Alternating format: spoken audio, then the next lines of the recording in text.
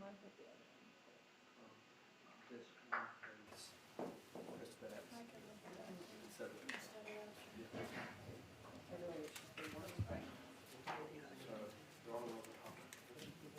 So yeah, we do have an issue for him.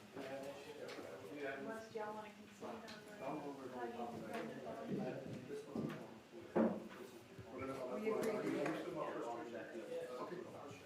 Which one is? The ones that are there. this one here that we had in March original, and one here, and this one here. Will all be this. Okay. And these are the ones that we agreed on this. So these,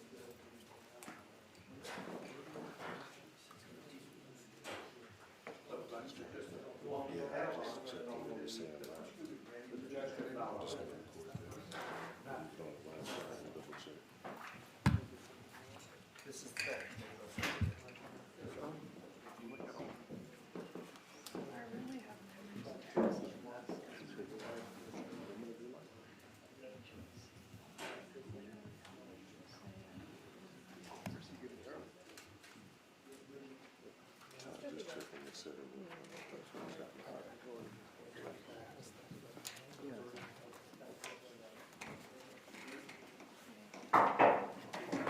All right. Court's now in session. I will Judge James C. Hankinson preside. We ready for a jury? yes, Judge. Let's have a jury, please.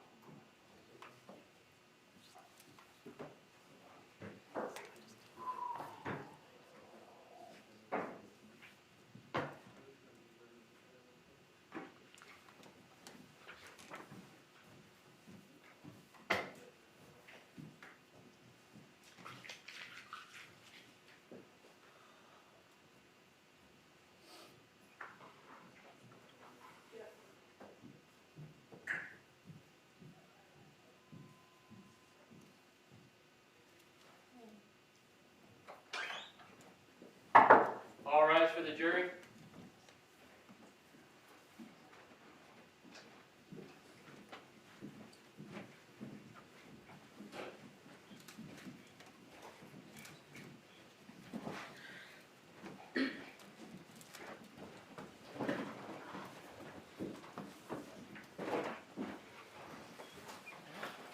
Everybody be seated, please. Good afternoon, folks. Thank you for being back here this afternoon. Appreciate you being prompt. We're now ready to proceed into what would be deemed the penalty phase. You've found the defendant guilty of first-degree murder. The punishment for this crime is either life imprisonment without the possibility of parole or death. The attorneys will now have an opportunity, if they wish, to make an opening statement. The opening statement, as I've told you before, gives the attorneys a chance to tell you what evidence they believe will be presented. What the attorneys say during this statement is not evidence, and you're not to consider it as such.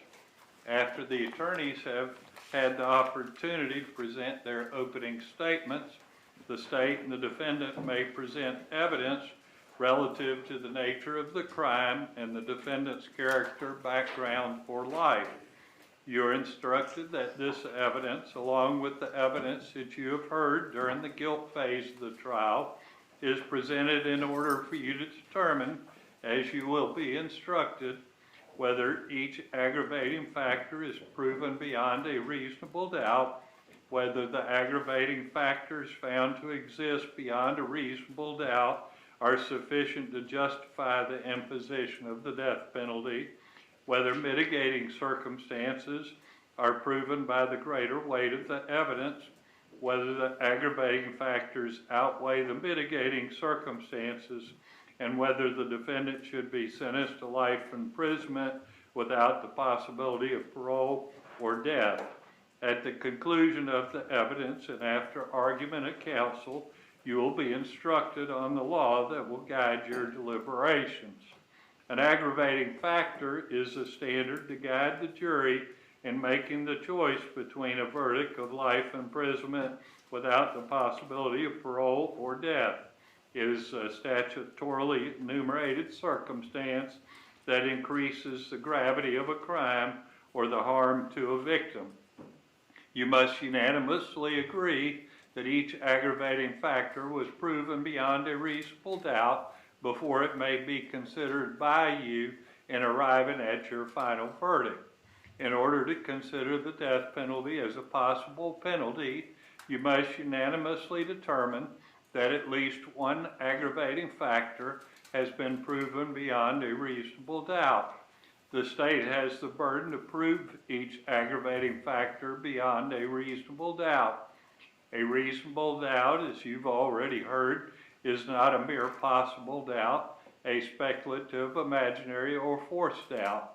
Such a doubt must not influence you to disregard an aggravating factor if you have an abiding conviction that it exists. On the other hand, if after carefully considering, comparing, and weighing all the evidence, you do not have an abiding conviction that the aggravating factor exists, or if having a conviction, it is one which is not stable, but one which wavers and vacillates, then the aggravating factor has not been proved beyond a reasonable doubt, and you must not consider it in providing your verdict on the appropriate sentence to the court. A reasonable doubt as to the existence of an aggravating factor may arise from the evidence, conflicts in the evidence, or the lack of evidence. If you have a reasonable doubt as to the existence of an aggravating factor, you must find that it does not exist. However, if you have no reasonable doubt, you should find that the aggravating factor does exist. Before moving on to the mitigating circumstances, you must determine that the aggravating factors are sufficient to impose the sentence of death. If you do not unanimously agree that aggravating factors are sufficient to impose death, do not move on to considering the mitigating circumstances. Should you find sufficient aggravating factors do exist to justify the imposition of the death penalty, it will then be your duty to determine whether the aggravating factors that you unanimously find to have been proven beyond a reasonable doubt outweigh the mitigating circumstances that you find to have been established. Unlike aggravating factors, you do not need to unanimously agree that a mitigating circumstance has been established. Rather, whether a mitigating circumstance has been established is an individual judgment by each juror. A mitigating circumstance is not limited to the facts surrounding the crime. It can be anything which might indicate that the death penalty is not appropriate for the defendant. In other words, a mitigating circumstance may include any aspect of the defendant's character, background, or life, or any circumstance of the offense that reasonably may indicate that the death penalty is not an appropriate sentence in this case. A mitigating circumstance need not be proved beyond a reasonable doubt by the defendant. A mitigating circumstance need only be proven by the greater weight of the evidence, which means evidence that more likely than not tends to prove the existence of a mitigating circumstance. If you determine by the greater weight of the evidence that a mitigating circumstance exists, you may consider it established and give that evidence such weight as you determine it should receive in reaching your conclusion as to the sentence to be imposed. At this point, we'll move into the opening statements. May it please the court, counsel, members of the jury. You have found the defendant in this case guilty of first-degree murder. At this point, the law allows for two possible punishments, as the judge has just instructed you. That's life in prison or death. The state has presented about 9 days of testimony. I know you all paid very careful attention and went over that evidence in an agonizing fashion back in the jury room. And we're going to ask you to consider some of that testimony again in making a decision as to whether or not aggravating factors have been proven in this case. The state's alleging that 2 aggravating factors are present here. One, that this murder was committed for pecuniary gain. That means they did it for money, for greed. You've already heard about the payment that this defendant received for his portion or role in the crime, and you've heard about some of the items that he bought with that money. So I'm going to ask you to consider that evidence when you're weighing whether or not this crime was done for money. The second aggravating factor that I'd like you to consider is that this murder was committed in a cold, calculated, and premeditated manner. You've already found that this is a premeditated first-degree murder, but this aggravator is a heightened level of premeditation, and I've argued in closing argument that this is about as premeditated a crime as they come. And I'm going to ask you to reconsider some of the evidence about the preparations that were made in reference to this murder. So the first trip, the drive up, purchasing of the gun, all of the phone communications that you saw, the stalking behaviors that were seen at both Premier Gym and on the bus video and testified about by Mr. Rivera, the way that they really hunted and cased the scene there and hunted down Mr. Markel and ultimately shot him in cold blood. Today you are going to hear from Ruth Markel, Daniel Markel's mother, and she is going to read for you a victim impact statement on behalf of Mr. Markel's friends and family and his community to give you an idea of his uniqueness as an individual. At the conclusion of the presentations today, you will be convinced beyond a reasonable doubt that these 2 aggravating factors do exist, and then it'll be within your province to make a consideration as to whether these aggravating factors outweigh the mitigating factors and whether or not death is an appropriate sentence in this case. Mr. Sanganet. Thank you, Your Honor. Judge Hankinson, Ms. Kaplan, Ms. Norris, ladies and gentlemen.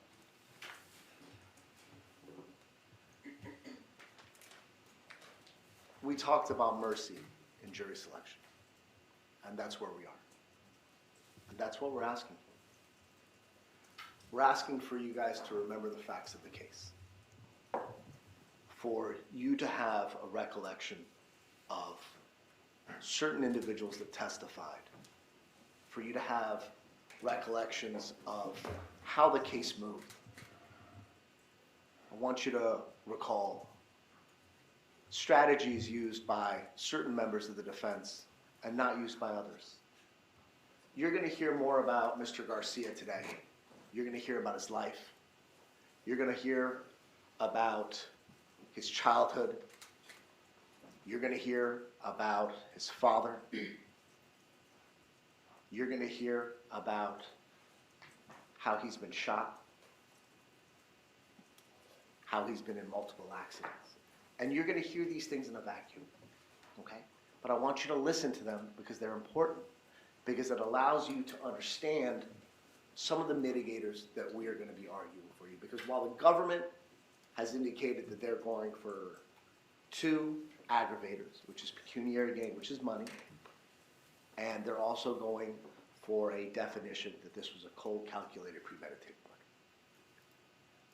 With regards to the pecuniary gain, it's a lot like the solicitation charge that you guys were asked to determine with regards to his innocence or guilt.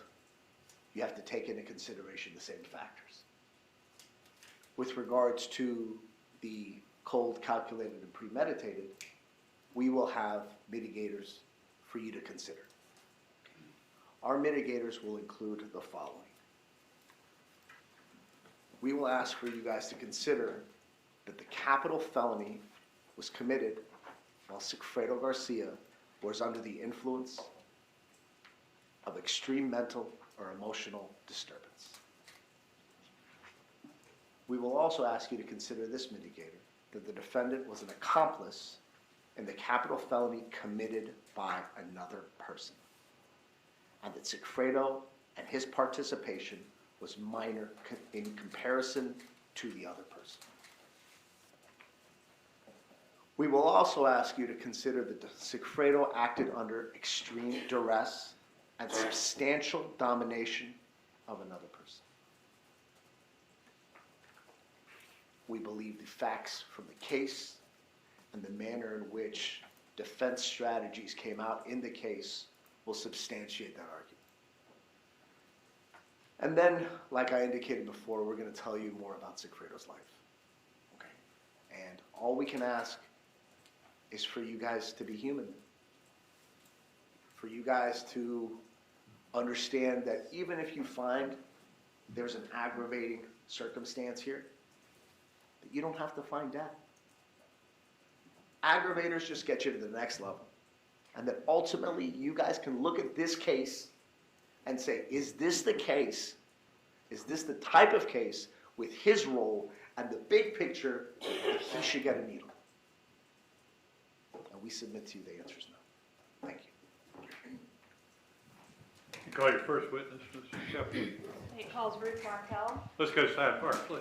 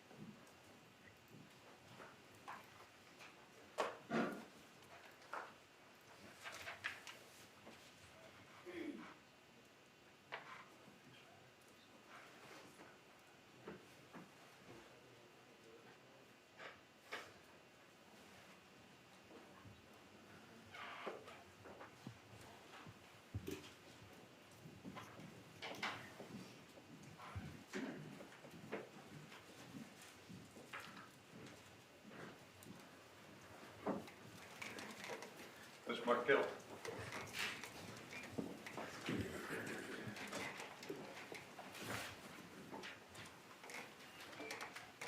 Got our third arrangements of microphones. We've been trying to work out the microphone situation. So far, the other two have not been satisfactory. So this is not the courtroom that I normally present cases in. So anyway, hopefully we've done better. If you'd face the clerk and be sworn, please, ma'am. You solemnly swear your testimony will be the truth, the whole truth, and nothing but the truth? Yes.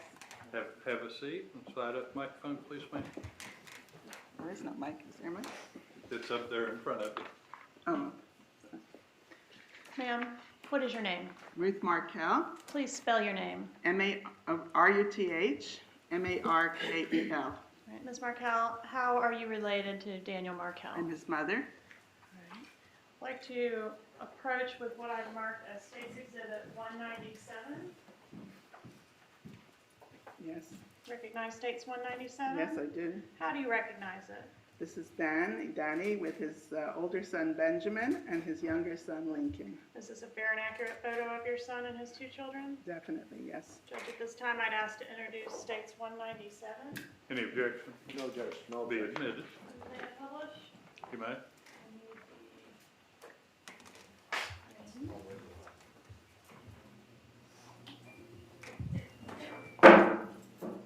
Mrs. Markel, have you prepared a victim impact statement for the jury here today? Yes, I have. I'm going to approach and show you what I've marked as State's 198. Recognize State's 198? Yes, I do. Is that a fair and accurate copy of the statement you intend to read today? Yes. Judge, at this time, I'd ask to introduce 198 as a court exhibit only. Any objection? No, Your Honor. All right. It will be admitted as a court exhibit.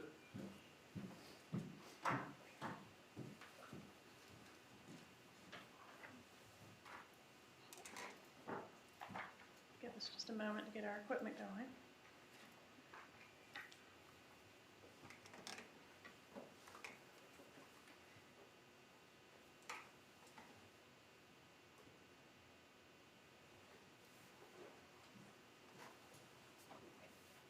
Markel, I would ask that you stick to the reading what is said, not ad-lib from it, please. Sure, thank you. Okay.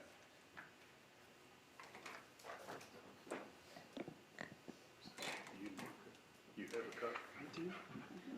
She has a copy, Judge. All right, Mrs. Markel, you may proceed. My name is Ruth Markel. I am Dan Markel's mother. I am reading this statement on behalf of my family. Parents are not supposed to outlive their children. A mother should never have to bury her own child. Perhaps this is why there are words to describe someone who loses a spouse or their parents, a widow or an orphan.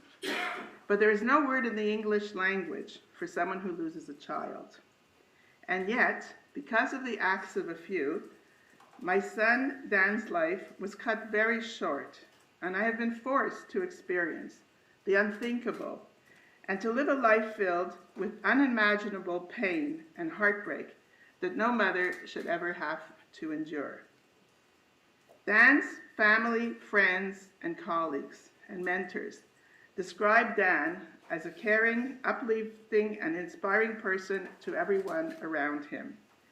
Dan was a devoted son and family member, cherishing family celebrations and always making time for lengthy phone calls with us and other family members in Canada, the United States, and Israel.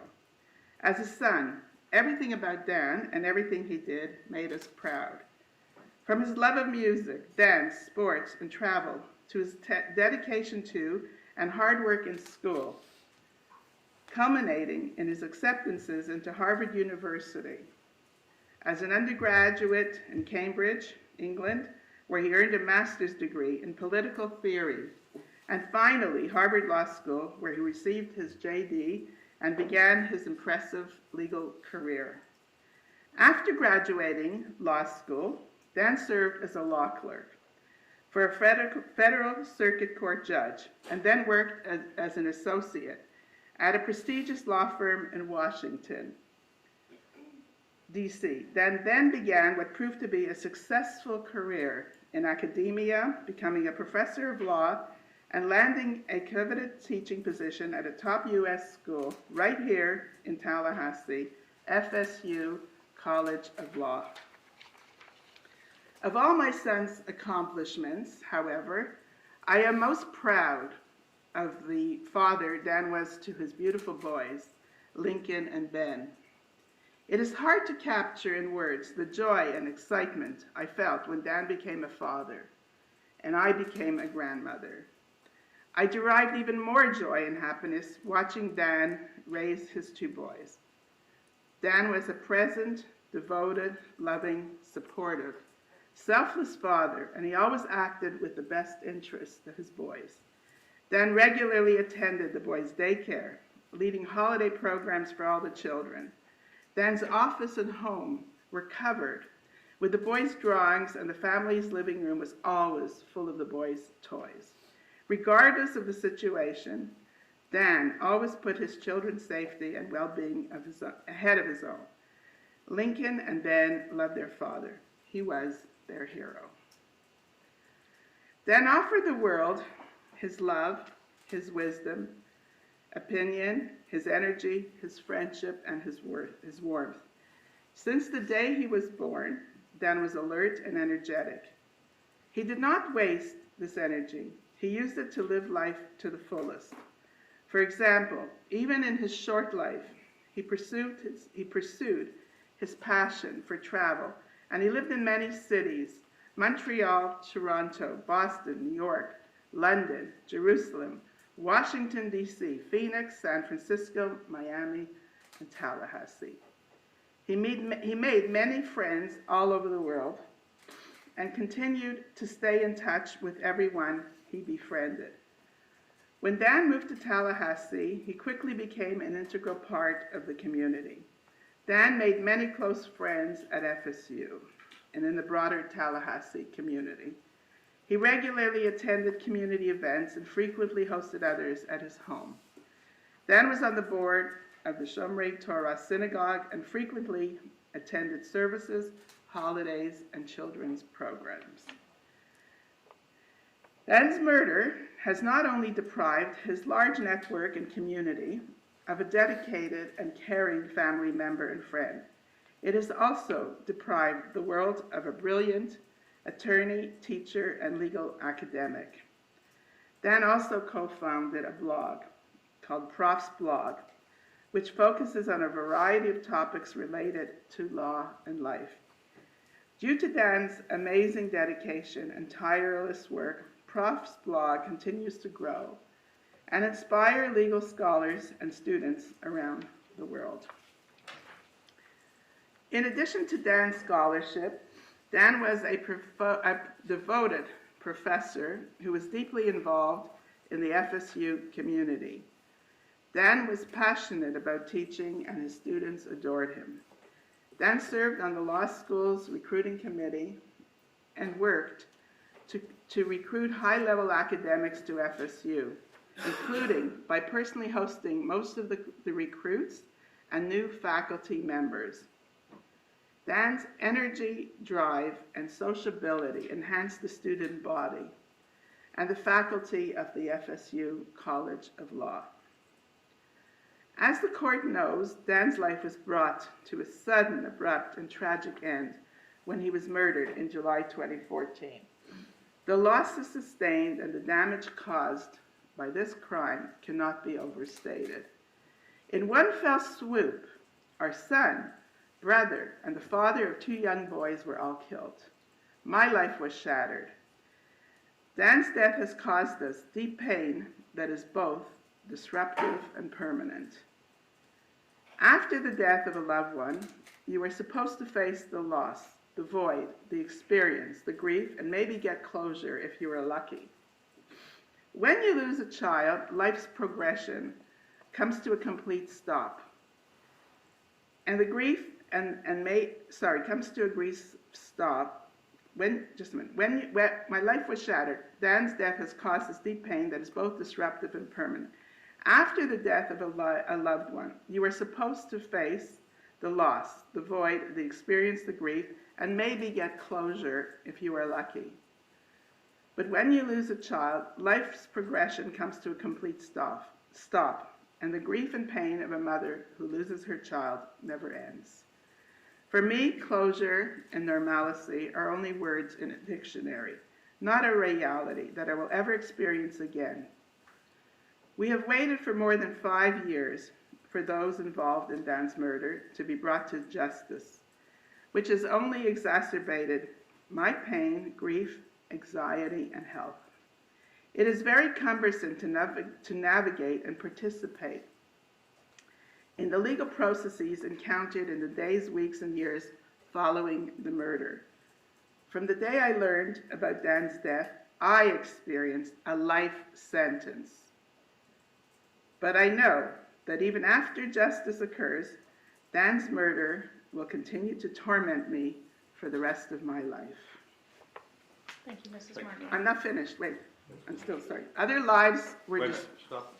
What's wrong? Oh, there is another page. It just looked Okay. like the I'm end. Okay, are we okay? Yeah. Sorry, go ahead. Sorry. Yes, ma'am. Other lives were destroyed as well. The lives of Dan's two sons, my grandchildren, were forever turned upside down as a result of this crime. Benjamin was 4 years old, and Lincoln was only 3 years old when their father was murdered. Benjamin and Lincoln have been forever deprived of a relationship with their father and will grow up and go through life without a father. These boys have also been robbed of their childhoods as they are forced to confront and try to understand the unthinkable crime of murder at such a young age. We, all including Phil, Shelley, and her family, have been traumatized by Dan's tragic death. Dan's nieces and nephews, ranging from ages 8 to 13, were forced to confront murder at a young age. Dan's older relatives could not comprehend this tragedy. My maternal 97-year-old uncle had a special bond with Dan and suffered greatly from his murder. He gave up and died 3 months later. There is not a single day that goes by when thoughts of Danny do not enter our minds. His murder has been horrible for us, shocking, surreal, hard to understand.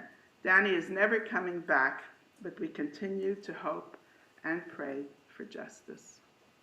Thank you. You can step down. Thank you. Thank you.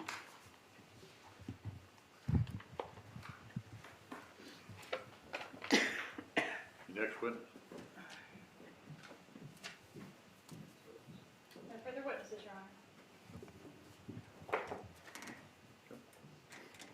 Mr. Sanganet? Yes, Judge, the defense calls Dr. Julie Harper to the stand. Mr. Padilla will be Okay. conducting. Somebody will need to get her. She's She's here. right there, Your Honor. Come on up. Come on up, ma'am. Your Honor, can we approach sidebar? Sure.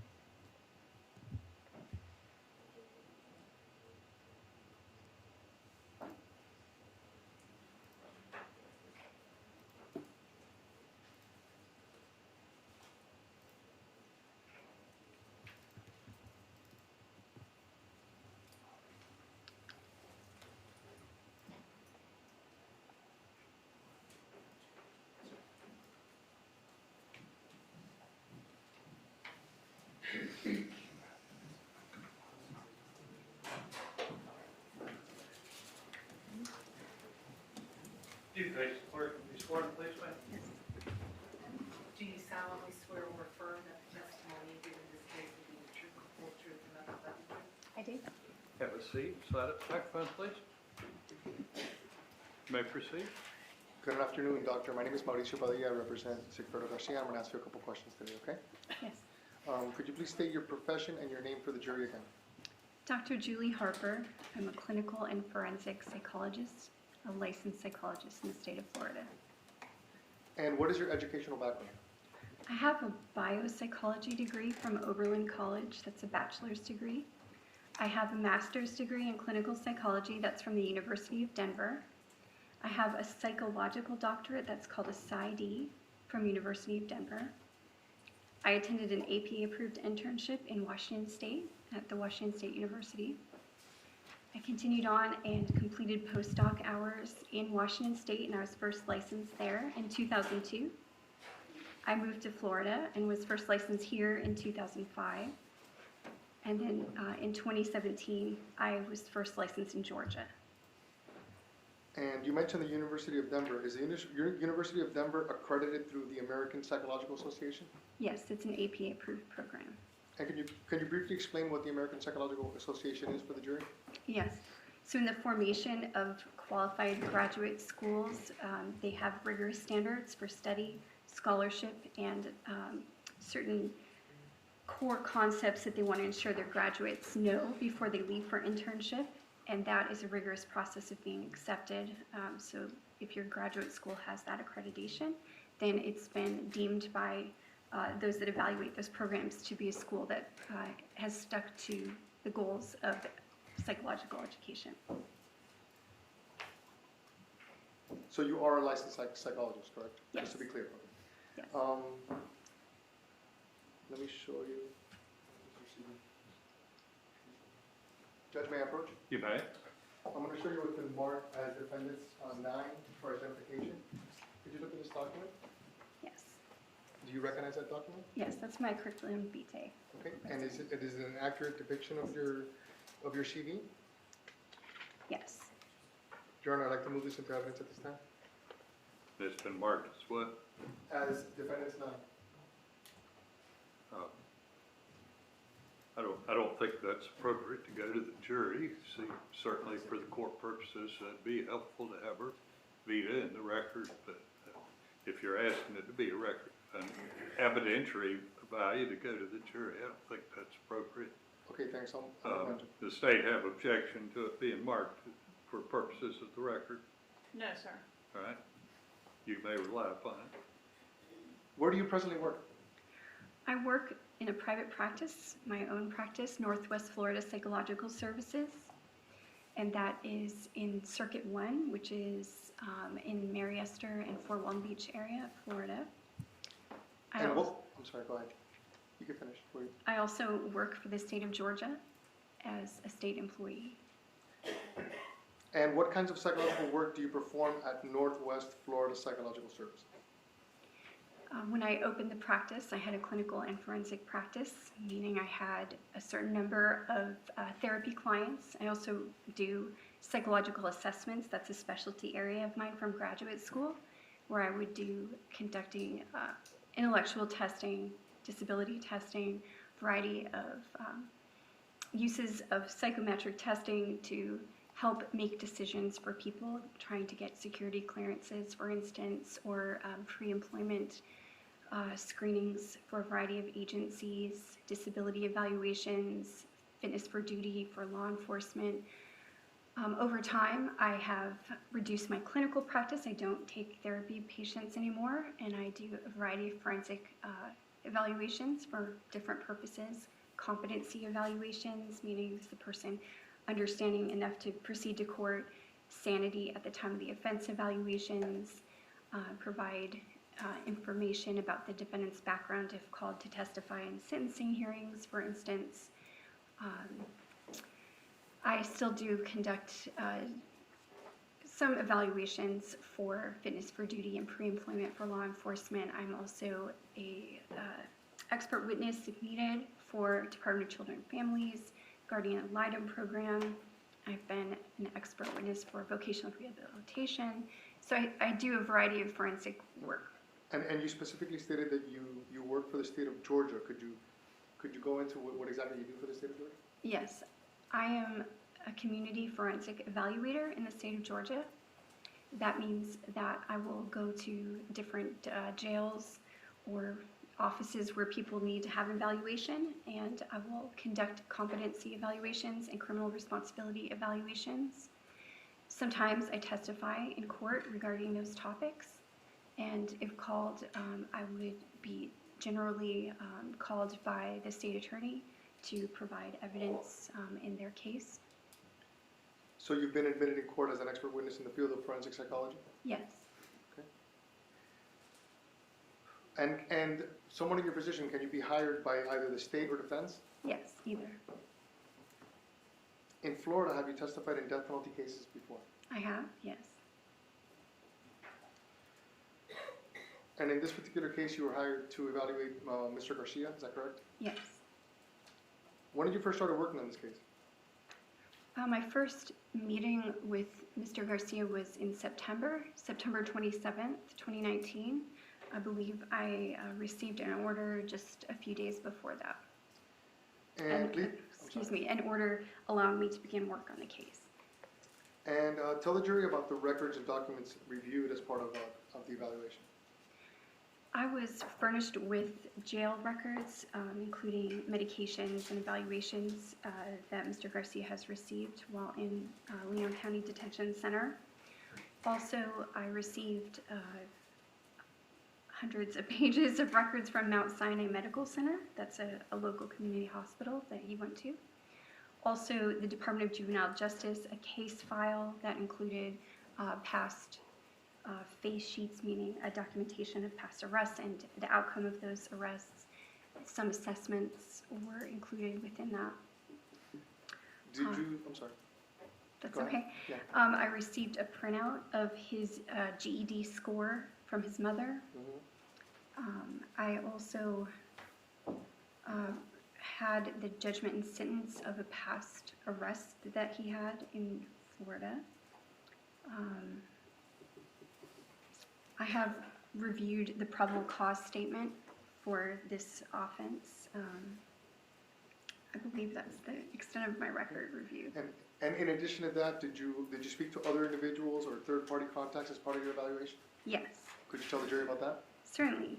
I had the opportunity to meet Mr. Garcia's mother and interview her and her husband and their residence.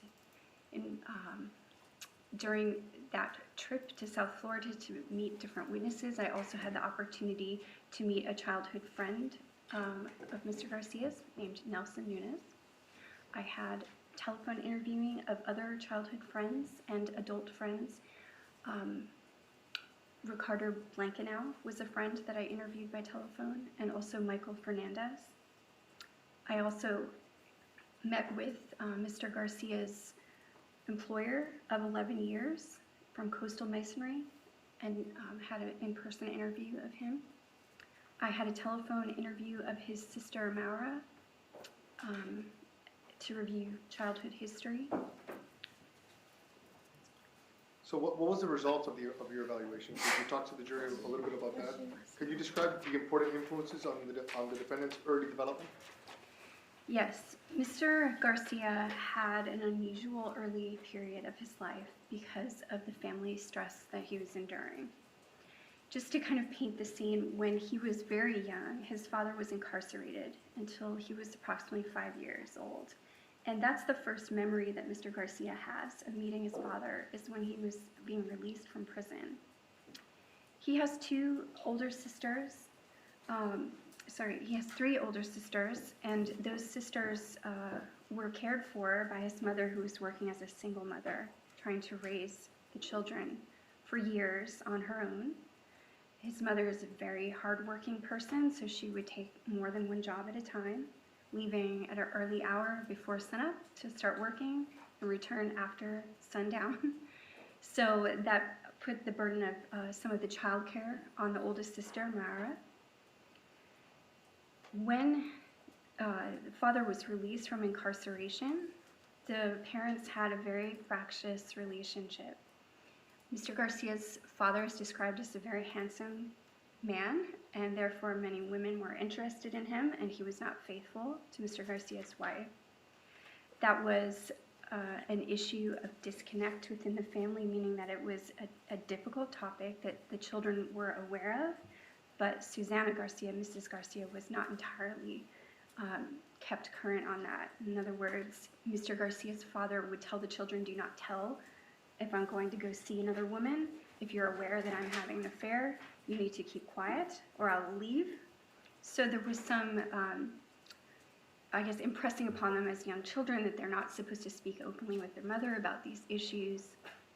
His father also clearly preferred the older sister, Mara, and sometimes when Mr. Garcia's father was actively engaging in criminal activities, he would bring his daughter with him. Because Sigfredo Garcia is the youngest child in the family, he was trying to very clearly bond with his older sister, as she was the parental figure that was available to him. She took care of him when his mother was absent. And therefore, Mara felt conflict about exposing him to any kind of criminal activity because he clearly was clingy and wanted to be with her, and she felt conflicted about bringing him to circumstances where he may be exposed to those kinds of topics. So it was a conflict for her. Mara also disclosed that her father was aware that his friends were sexually abusing her and did nothing to stop or prevent that abuse. That became, the sexualized behavior, I guess, that was known within the family became an issue because the children, meaning Mara and Mr. Garcia were sometimes driven to places where Mr. Garcia was engaging in extramarital affairs. And on one occasion, Mara went in to see what was taking Mr. Garcia, the senior, so long to come out and drive the children home, and she found him actively having an affair with someone else. The children tried to do their best to follow the rules within the family that Susana Garcia set for them. She kept a very clean house. She had expectations that they engaged in doing their homework and keeping up with school, and it was the overview of what would seem like a normal family life, in that he was attending school and he was doing his homework, and yet there's this dysfunction where the parents are not relating to each other. There's a lot of pain and difficulty. They're residing in the same house, but they're clearly separated. When Mrs. Garcia began learning of the affairs, she was very hurt, obviously, and this overview of pain and resentment and feeling like Mr. Garcia Sr. wasn't doing the right thing by his family permeated the family then, and that continues to be a theme, even in the way that Mr. Garcia feels now, which I will get to in a little while. But that pain is something that was repeated many times in the interviews that I had with his close friends. Not only that, but when Mr. Garcia was about 11 years old, his father was engaged in some kind of criminal activity that required him, or he decided to leave to avoid prosecution or sentence or some kind of wrongdoing. He fled the country, went to Mexico. But unfortunately, when he was about to leave and just abandon his family, he didn't, meet with them or talk to them about it. He just took off.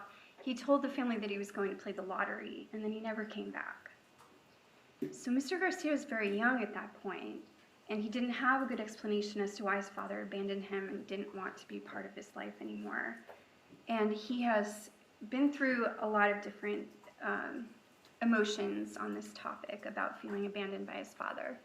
Sometimes he feels that, is it possible he's responsible in some way, that his father didn't want to stay there and be part of the family. At other times, he feels just a deep disappointment that his father abandoned his mother and had to burden her with so much work and obligation in raising these children by herself for so many years. But also there's some pain and confusion about why Mr. Garcia Sr. would expose his family, to this lifestyle where he would actively use drugs in front of the children and engage in criminal activities, and just wasn't being the father that the family really needed. Did the family function differently after Mr. Garcia's father died? It did, because there was no hope of any kind of child support. He was gone. Also, many of the family members had their own emotional problems that started around that time because the father was gone. The older sister disclosed that she started using drugs and was not doing some of the daily activities that she should be doing, like going to school regularly. She sort of, went off in a different direction at that point. And again, that is the family figure that is supposed to be stable and helpful to Mr. Garcia, and though she did her best to look out for him, she wasn't functioning very well herself. And I believe you touched on this, but could you be a little bit more specific regarding the psychological significance of Mr. Garcia's father leaving for the jury? I think that the departure of his father was the first root of depression for Mr. Garcia, in that he felt abandoned, he felt confused, he felt unloved, he felt unlovable because his father is gone.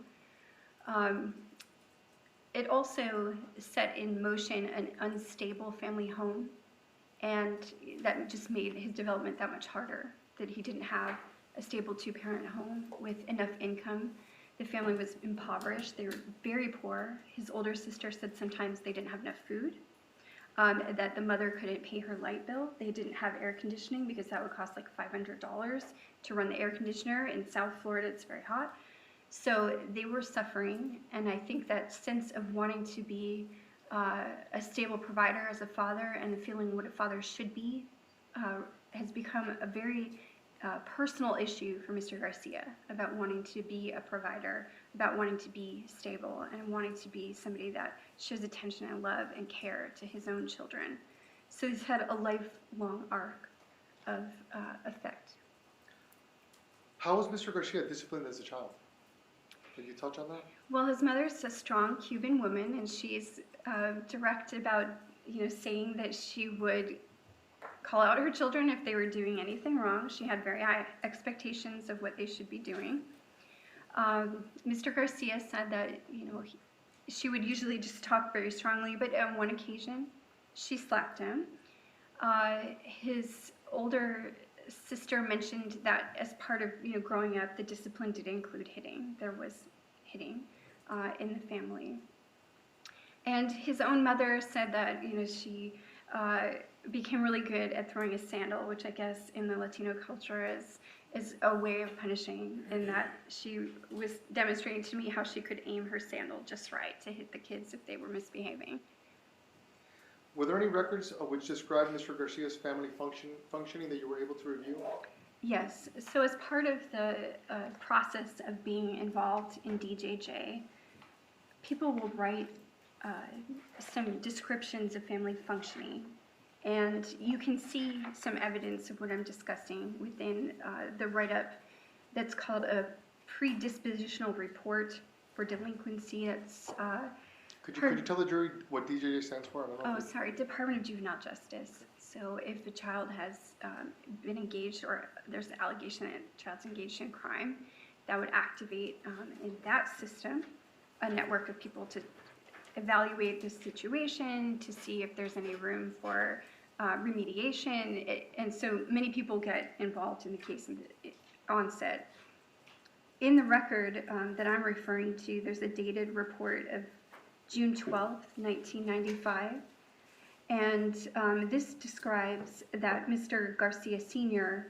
Has been separated from Mrs. Garcia for 10 years, though they still reside in the same house. Mr. Garcia Sr. has been incarcerated several times. He has little involvement with the family and seems to be indifferent about Sigfredo Jr.'s welfare. His older sister confirmed that in discussing Mr. Garcia Sr.'s approach to Sigfredo Garcia. She said that he seemed to not really try to bond with him. He was the last child. She's not sure if it was because he was a boy that he didn't show affection, but he did seem indifferent to her, clearly focused on her well-being. And Susana Garcia said the same, that there was a focus and a bonding with the older daughter, but they really weren't, Mr. Garcia Sr. just didn't really try with Mr. Garcia Sigfredo. And the records that you just stated that you reviewed, did they address his academic history at all? They did describe his current level of schooling at that time, so starting around like the 7th grade or so, and that he was beginning to have academic difficulty. His grades were not good by the 7th grade. Based on the family's description and Mr. Garcia's own self-report, he was a good student prior to that. He is a smart person and he was achieving good grades, but then when he started having these difficulties, he was sent to Jan Man, which is an alternative school, and that just further exposed him to people that are doing the wrong thing, and he was distracted at school, clearly. His friend, Michael, I believe it was Michael, it may have been Ricardo, mentioned that he was in a class for those individuals that might have some kind of emotional handicap or emotional disability. And based on their description of his hyperactivity and high energy, it appears that he was placed in a class that would be for people that might have hyperactivity, problems focusing, might need a smaller classroom setting. Once he gets to Jan Man, those services wouldn't be available. It's an alternative school and they've got a different program. So you mentioned DJJ. Could you explain to the jury your involvement with the DJJ? At a period of my career, I was working for Bridgeway Center, which is a community mental health center in Fort Walton Beach, Florida. And during my work there, I actually was the program evaluator for the Department of Juvenile Justice. So every region has a doctoral level person who's doing evaluations to see if we can make treatment recommendations once a person gets in trouble, and also to help the state understand if a stricter punishment might be necessary or encouraged, if that might be helpful, to make references to counseling, provide opinions about the severity of the person's difficulties and try to help create some kind of outcome. So I was the program evaluator. And then a different part of my work at Bridgeway Center was to supervise the interns and master's level folks who were writing these types of reports that I'm referencing in the records today. And in the case of Mr. Garcia, what was his response to DJJ involvement? He had been sanctioned, as you say, to going to a level 2 program, and a level 2 program is like a least restrictive program. They don't have as many requirements as, say, like a level 8, which would be more like a boot camp type situation, or restrictive, confined program. So level 2 was his first referral or recommendation that he had to complete, and he was able to complete that. He was later enrolled in what's called the Dade Marine Institute, which is a school for kids that are having some kind of academic and behavioral problems and may be involved in the DJJ system, though you can voluntarily go there as well. You don't have to be sent there by DJJ. In those settings, what you're trying to do is you're trying to establish some behavioral goals for the person. It could be anything, just depending on what the person's issue is, but like, for instance, school attendance, that might be a good reason to send a child there.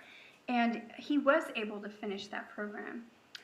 Which is remarkable because they have, these children are there because they have some kind of problem going on, either behavior or attendance, and so completing it is a big deal. He was able to successfully complete that program and the recommendations. And continuing on in the disposition of other cases, it does show that he was referred for other kinds of intervention. For instance, he was sent to counseling as an intervention at Parkway West, which is a psychiatric hospital. He went to counseling and drug abuse treatment, and he was participating in that, and the records reference that he indeed did do that. And he was placed in Bay Point, which is a little bit more of a restrictive program later, and Mr. Garcia described that in a very positive manner. He felt that Bay Point offered the first experience for him of adults setting out a life course of like an achievable goal for him that he could progress to, be productive, and that's what we find in individuals that are missing their father, is that they don't have a goal-setting person in their life often to show them how to establish a career, make money, be successful, and that program was very positive for him. You don't often hear that an individual going through a DJJ program actually appreciates the efforts, but he absolutely did. He made progress in his education there. He created a life goal for himself, had some career steps that he planned to take when he got out. His mother describes his behavior as being much improved when he came back. Even though he was always respectful to her, she felt that he was even more helpful. There were young grandchildren in the house at the time. He was exceptionally sweet to them and helpful, and really pulled his weight as a man of the house at that time, even though he was very young. Can you describe the defendant's early mental health history at all? So in speaking with people that have known him for his entire life, or most of his life, it becomes evident that he is a person that had very high energy, hyperactivity, a lack of fear. He would do things like jump off buildings, just because he could do that and it was something that was fun for him. So it does seem that based on the family description and his friend's description of this high energy, and then the placement in the emotional behavioral class, that it's likely he had ADHD. That would be a condition that's attention deficit hyperactivity disorder. His son has elements of ADHD as well, so it does run in the family, and that's common. His other conditions in childhood would be, early on, he was actually a very shy young man, socially anxious. He didn't come out of his shell until he was, working as an adult much later. So early on, unless he knew friends that he had grown up with, he wasn't likely to go and be very open and verbal and communicate. He was actually more reticent and clingy, and so social anxiety was present in youth. He had fears of the dark. He was anxious. He had some feelings of loss and abandonment, as I've already described, that I believe form the root of depression. His irritability is a symptom that would come out at times of feeling confused, lost, angry about his father. And so he had his first onset of major depressive disorder around age 11 with the loss of his father. Did you learn of any teenage substance use from the records or the people that you interviewed? Yes, because Susanna Garcia is so occupied and busy working, her children weren't very closely supervised. They had access to substances. They were engaging in substance use in her house. And Mr. Garcia was also exposed to substances because his father was using drugs in front of the children, marijuana, cocaine, things like that. And so in hearing about Mr. Garcia's teenage years, he did begin using marijuana. He would use with his family members. It was something that was available in the neighborhood that he lived in or nearby. So he did engage in substance use. A little bit later, I think it was in his mid-teens, he experimented with a drug called Lawful, not giving it to others, but ingesting it himself for some just euphoric or mild impairment. And he was also... Can you spell that for me? Is that what you're talking about? Yes. That last, Lawful. spell that. I may have misspelled it, Judge, and I apologize, Okay. but from my understanding, I think it's Rufalin. Okay, thank you. Sure. And he also drank alcohol, but that wasn't his drug of choice. He would drink if it were available, and it's pretty widely available to teenagers. So marijuana at an early age, Lawful, alcohol. How about cocaine? He tried cocaine, but that was more of a drug that he engaged in a little bit later. And would the use of drugs have an effect on a developing brain, in your opinion? Well, what we know is that the juvenile brain is at a stage of neurological development where it's very focused on immediate gains and rewards. The dopamine system is enhanced, and so if you have an early exposure to drug use, your receptors will be more apt to crave that substance in your larger development. And so it does change things because experiencing drug use as a form of self-coping for things like painful emotions, you've got a relief from emotional distress, and it changes your pleasure and reward system in a way. It can change your hardwiring. Let's move on to Mr. Garcia's development. Are you aware of Mr. Garcia obtaining any education after his GED?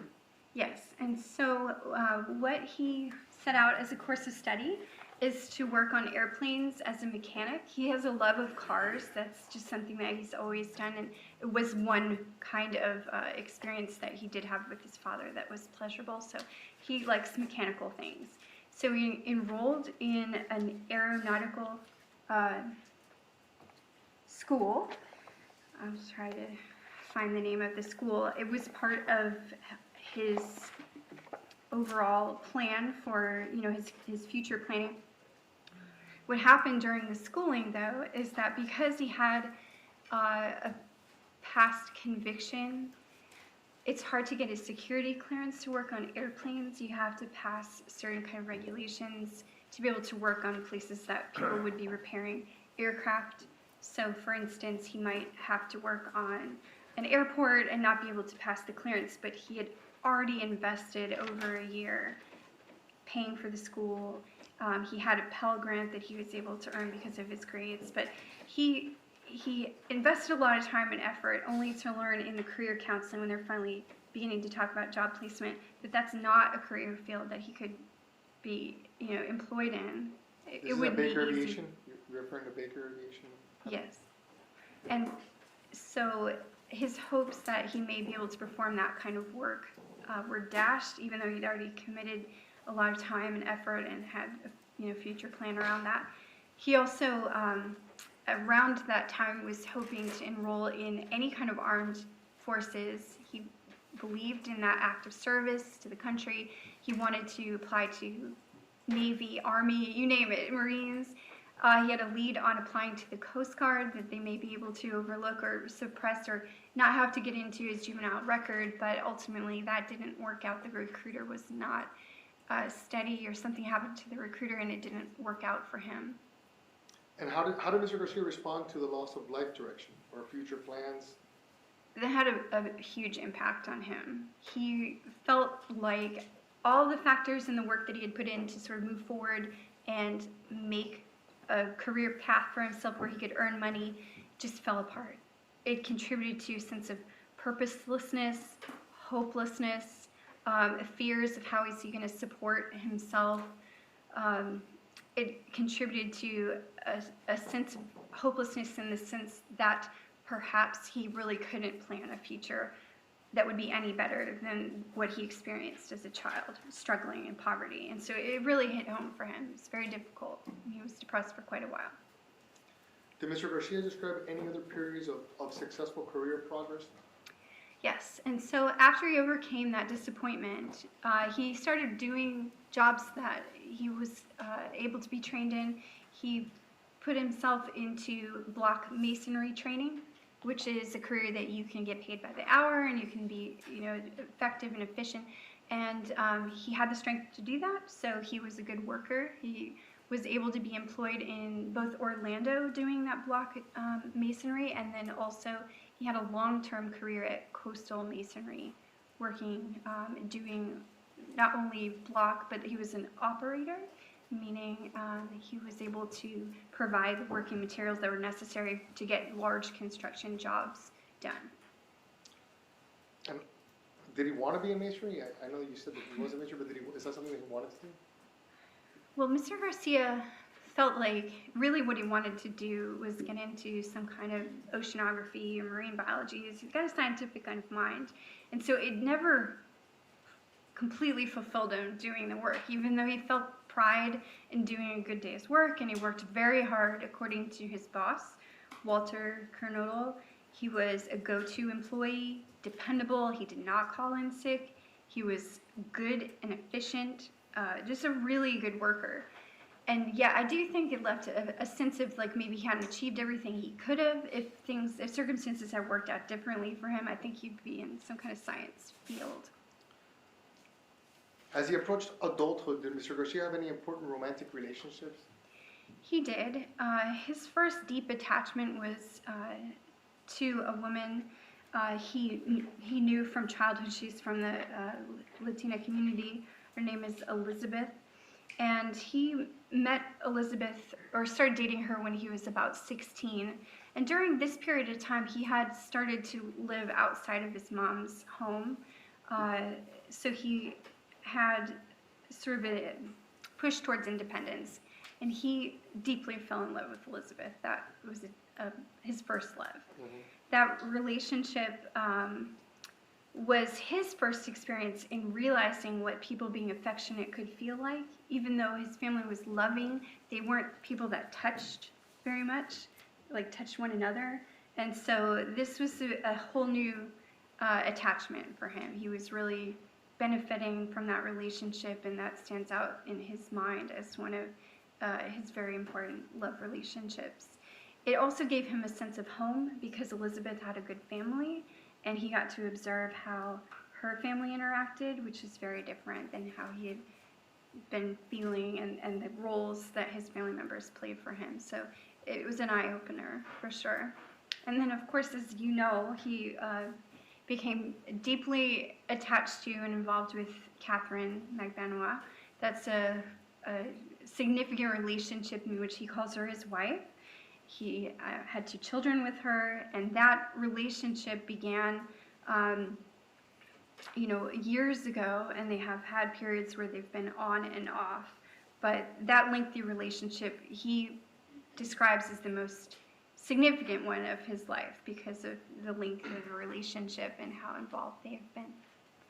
Could you describe, as best you can to the jury, the relationship that he had with Catherine, the specifics? Well, it sort of depends who you ask. So if you ask Mr. Garcia about the relationship, he describes being very smitten with her early on, deeply attracted to her. She's a very beautiful person. He felt that other people at the college she was attending were actively trying to date her. He wanted to date her, and he was, a little jealous of any attention anyone else would share towards her. He definitely decided early on that he wanted to be around her. He told his friend that he's going to marry her, so he knew right away that that was an important person for him. The relationship was sometimes very difficult.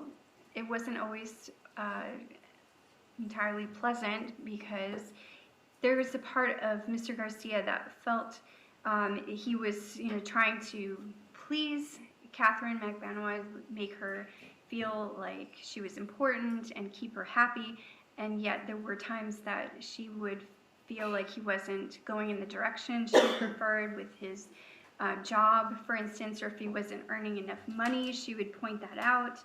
His family went on to describe that there were times that they observed her being so unhappy with him that she would hit him. She would slap him about the face, and he doesn't hit women, so he would stand there and take it. He would be very patient with her. She's extremely unhappy at times in their relationship. And she wasn't affectionate in the way that he craved because of his early life, and not feeling loved and deeply cared for and touched. Would you say he has a tendency to put her needs above his own? Clearly. As we heard, in doing the interviews from the friends who mentioned that he would do anything, to keep her happy, especially when they were, having an argument, if he could clean the house to take that off her plate or babysit so she could go out with friends, he would do whatever he could to sort of make her life more comfortable or feel like she's going to be able to, have something that might make her happy. If that going out with friends would ease her mood or make her feel more joyful, he's like, go, I want you to go out. And even though he had worked all day and cleaned and made dinner and, doing all these things, he would still do those kinds of activities to try to take care of her needs. Mm-hmm. So they had 2 children, correct? Yes. Could you explain to the jury the psychological effects that had on Mr. Garcia having 2 children? Well, as certainly as we've already talked about the root of the pain about his father leaving him and abandoning him, he really set out a goal for himself to be a very good father. And all of the people that have watched him interact, including his employer, his friends, describe him as a dedicated father. He would light up when his son would arrive in the truck at the end of the workday. He was there at school functions for them. He was a good provider in the sense that he would make sure that they weren't, struggling for money. He made sure their residence was nice. If the children were going to live there, he wanted to make sure it was a good environment for them. So he did everything that he knew how to do, the template that he had in trying to be better than his father, to be there for them. And when, the couple was struggling and having arguments and whatnot, he would try to, everyone said they would not have these arguments in front of the children. He'd try to separate that and make sure that it just remained between the partners. So eventually they break up, correct? A few times, yes. They broke up after the first year of being together. And then they got back together after Mr. Garcia was severely injured. I don't know if we should talk about that right now, but he was shot. So basically what happened to him is he was residing with a roommate named Michael. Michael comes from a really large family, and Michael was raising his own 2 little brothers. And Mr. Garcia moved in with Michael, or they moved in together, and assumed care of these little boys like they were their own, even though they're young men themselves. You know, they're young and they're trying to take care of these boys like their dads. So what happened is Mr. Garcia would take the boys sometimes to school, or sometimes Michael would, or pick them up and bring them home. But this day, the boys had been riding on a bus, and someone approached the boys and tried to ask them to pose in nude photos and pursued them once they got off the bus. They pursued them to the point that the boys came running home into the apartment and said that they felt threatened, that they were chased, that this weird person was going to hurt them. And Mr. Garcia and Michael Fernandez went to go and ask this perpetrator, or a possible perpetrator, why he wanted pictures of the children and what his intent was. And when they approached him at a bus stop, unknowingly the man turned around and fired shots at them, both. They were shot up. Mr. Garcia suffered gunshot wounds that were very serious. A bullet entered his lung and his liver. So Mr. Michael Fernandez was also shot. Mr. Garcia pulled Mr. Fernandez across a busy road into a 7-Eleven or convenience store or something and asked for medical help there. And Mr. Fernandez described that they were so close to death that basically their families were notified that they could die. It was like a 15% chance of living. So it was a really serious injury, and it took a long time to recover from that injury. He still had a bullet inside of him. I think the year, I may have misstated the year, it was 2005 when that occurred. And after he started recovering from that, that's when he got back together with Katie, Catherine Magbenoa, who offered to help care for him in his convalescence. She offered him an opportunity to come live with her in Orlando. And they lived together there, and that's where their first child was born, Ethan. That was a positive part of their relationship. Mr. Sigfredo Garcia was earning money, and they were doing better. And that continued, that good phase of their relationship continued for a while until they moved back to the Miami area. And then they again started having difficulties after the birth of their daughter, Kaylee.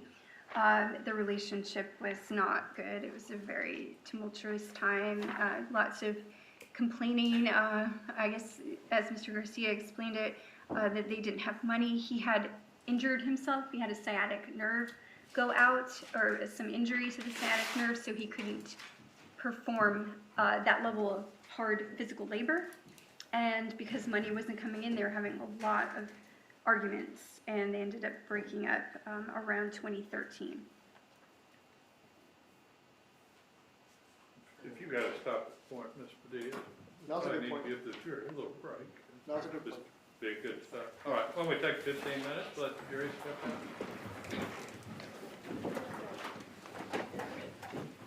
Either side, anything? No, sir. You guys need anything? Defense need anything? All right.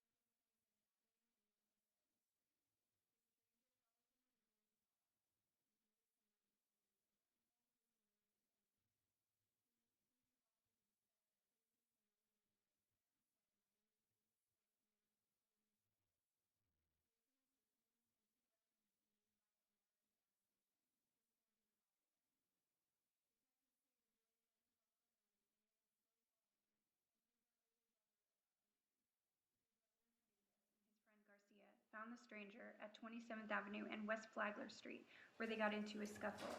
The older brother clearly felt the need to be a hero, Schwartz said. He and his friend found the man who they underestimated, and they got shot to pieces. Anyone with information, call the Miami-Dade Crime Stoppers. And that was you just read the narrative to this particular article, correct? Yes. Judge McComish? I thought you were. Oh, sorry, Judge, I didn't ask for permission to do that. All right. This is the actual article that was in the narrative?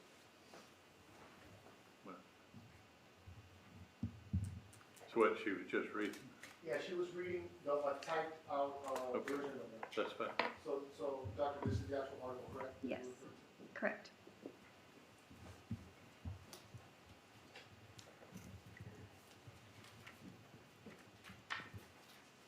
So I believe before we broke, you were discussing the breakups.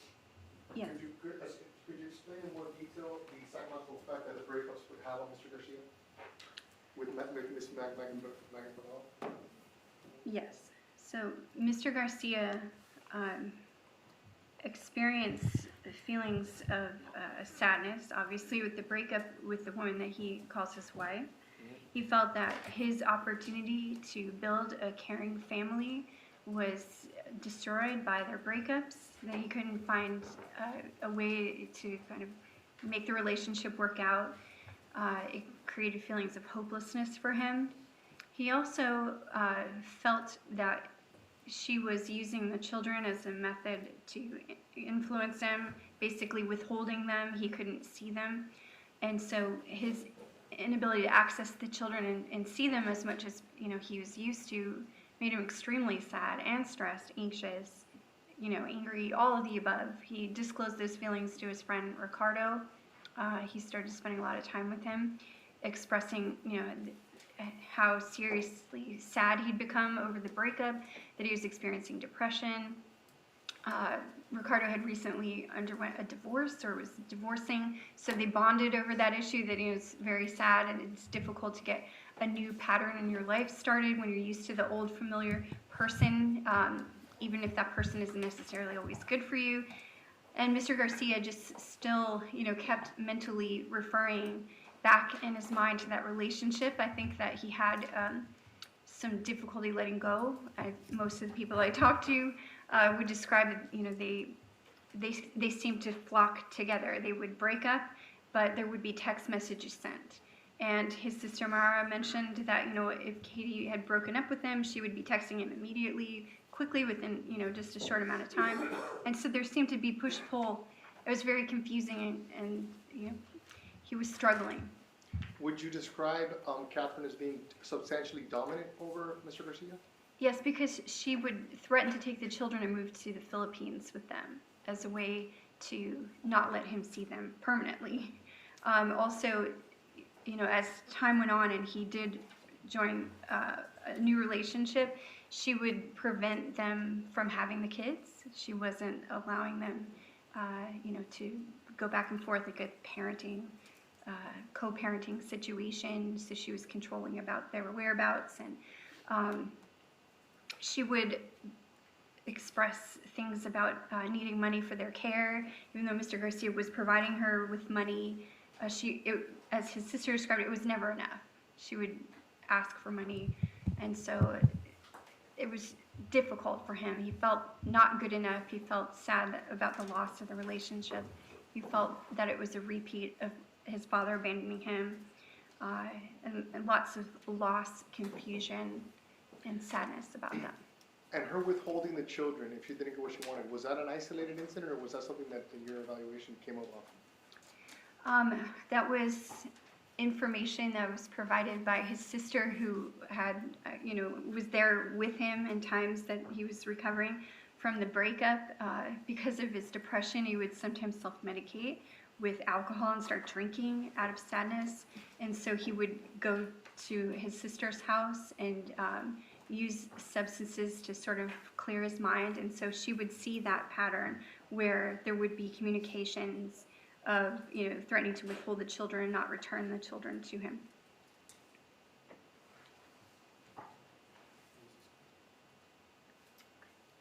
May I approach, Judge? You may. Doctor, I'm showing you what's been marked as composite, exhibit 7A through 7K. Could you look at that?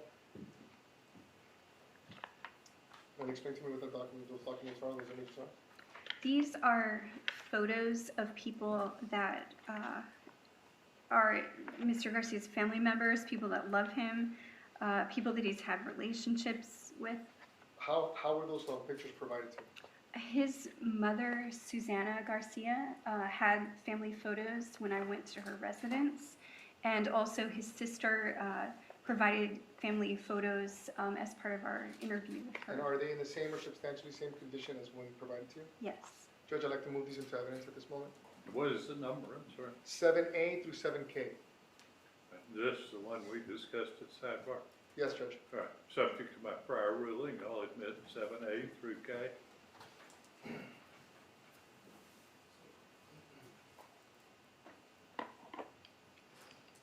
Doctor, I'm going to go through these pictures.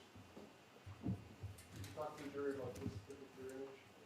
So that's a picture of Susanna Garcia and Mr.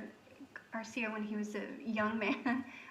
He's just a baby, a few months old in that photo.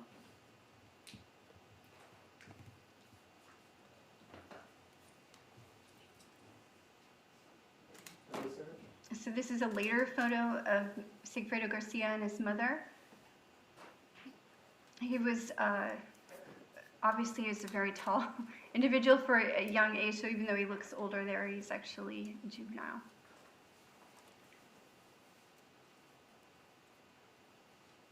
And this particular image? That's one of the family photos that Susanna provided.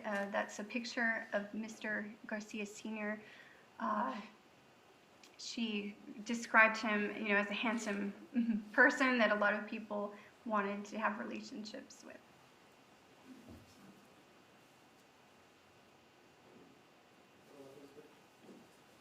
And so that's an earlier, younger year photo before Mr. Garcia Sr. left.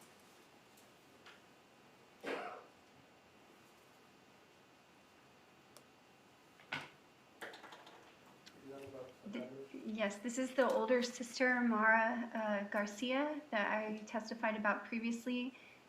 Sigfredo has a very close relationship with her, and they've been, close sibling bondedness. They've had that throughout their life.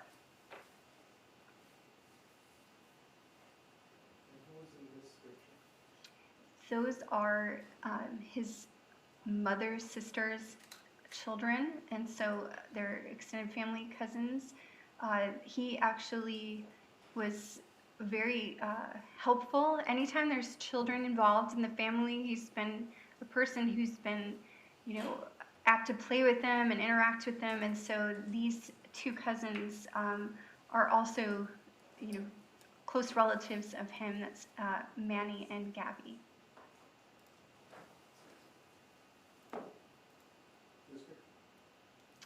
Sort of speaks for itself. It's Mr. Garcia when he was younger, and you can see, that he physically developed at a pretty young age. He looked older.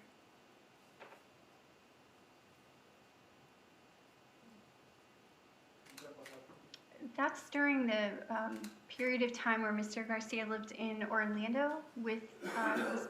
Magbanua, and they're expecting their first child.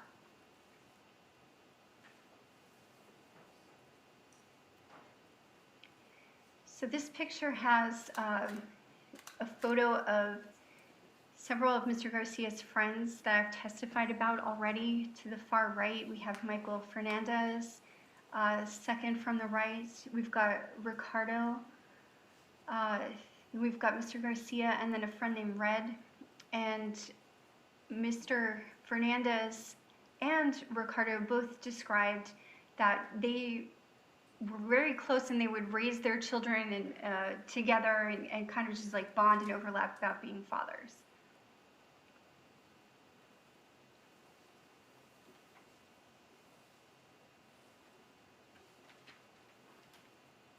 And that's after the birth of Ethan, so that's Mr. Garcia, Ms. Magbanua, and their son Ethan.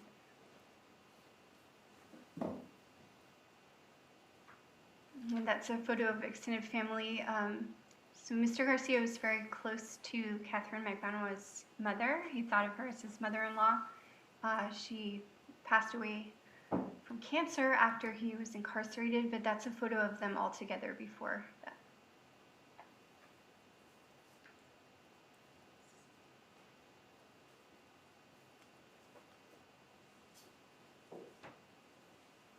So doctor, back to the relationship between Catherine and Mr. Garcia. Besides withholding the children, what other examples did you see of substantial domination that she had over him in a relationship? Well, I think that she knew she could say things to him that would be most hurtful. So some of the things that she communicated that his sister overheard would be, you're a terrible father, you're not going to amount to anything. So she would say emotionally harmful things that would touch at the spots where he already had, emotional issues about those particular things. If he told her no about something, Mara described that she would continue to ask, and eventually he would relent to do, if she wanted to go out, for instance, and he had a work conflict, eventually her needs would be met. And during these multiple breakups, was Mr. Garcia the one that always wanted to get back together with her? It seems so. I don't think that he ever stopped thinking about her or caring about her. And so he would choose to leave after they had conflict, but he would also choose to return to the relationship.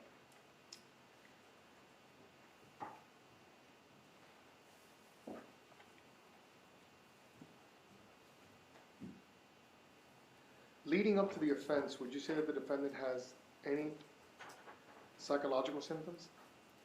Yes. So during the time frame in which the offense occurred, this is during a period where they were broken up. Mr. Garcia had been injured, and he had a sciatic nerve damage or injury that would require a lot of rest, and he wasn't able to work at the speed and the pace and precision that he used to, so he wasn't earning income. And during that period of time, Katie was described as, wanting him to be a better provider, and he didn't have a lot of money coming in. So they separated at that time with a lot of conflict, and he was not doing well psychologically. He was experiencing depression.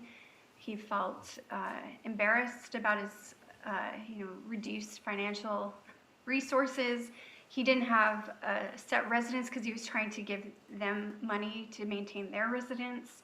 So there were periods of time that he lived in a campground or borrowed a couch to sleep on at somebody's house.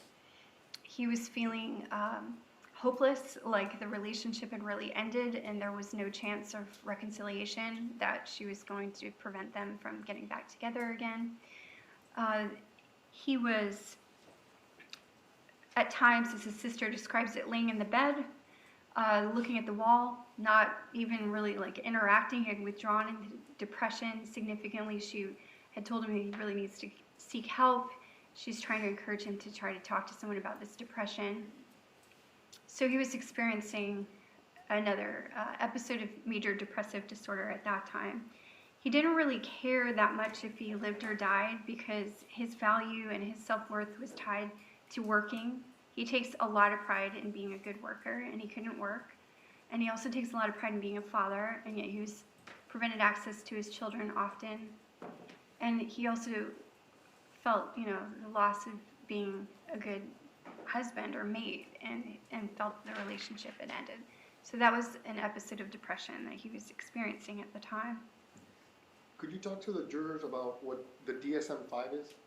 The DSM-5 is what classification system psychologists use to make a diagnosis. It contains criterion in which you can consider for diagnosis. It will help explain what normal facets of a disorder are, because it can vary presentation. Depression in a man might look different than depression in a woman, or based on the cause. So it lays out criterion that we can reference to come up with a diagnosis. And is that something that you use in this case? Yes. Did you see specific evidence of PTSD as related to when he got shot? Could you talk to the jury about that? Yes, and so an additional diagnosis that Mr. Garcia has is a complex anxiety disorder, meaning it's not just like a easy one generalized anxiety disorder. He's got 3 types of anxiety that have been present in his life. I already mentioned to you about the social anxiety that occurred earlier in his life. The secondary kind of anxiety that was described both by self-report by Mr. Garcia, but also his friend who was shot at the same time. They've talked about that significant experience several times over the last few years since they went through that together.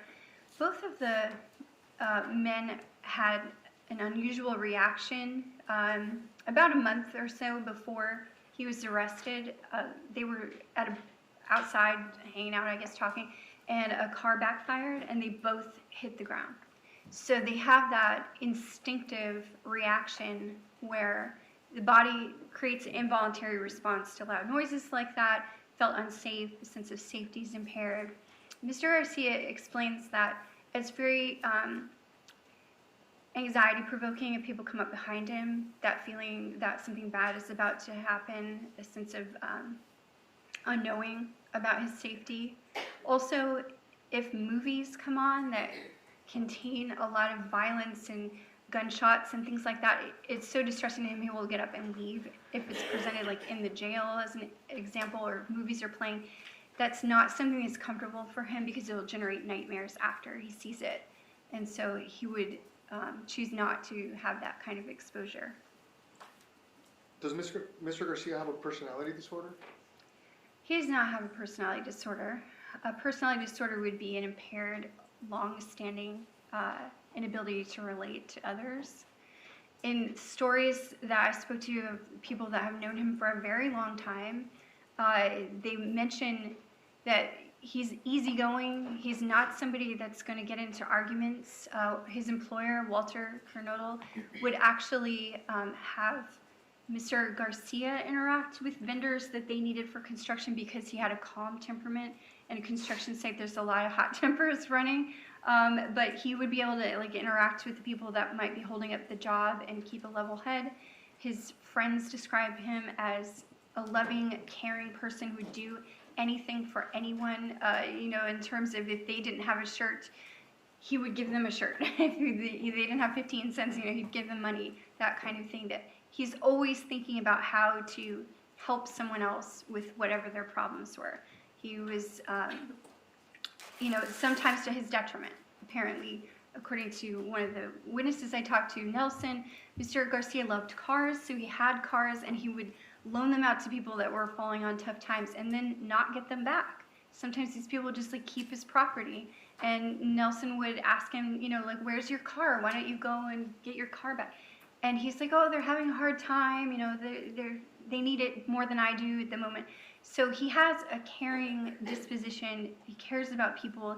He has, acts of kindness and caring and tenderness that would not suggest the presence of a personality disorder.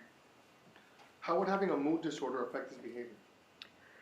So the mood disorder means the depression and the anxiety disorder, and that means that in times of stress, he may experience some interference in quickly, efficiently getting up for the day, as an example.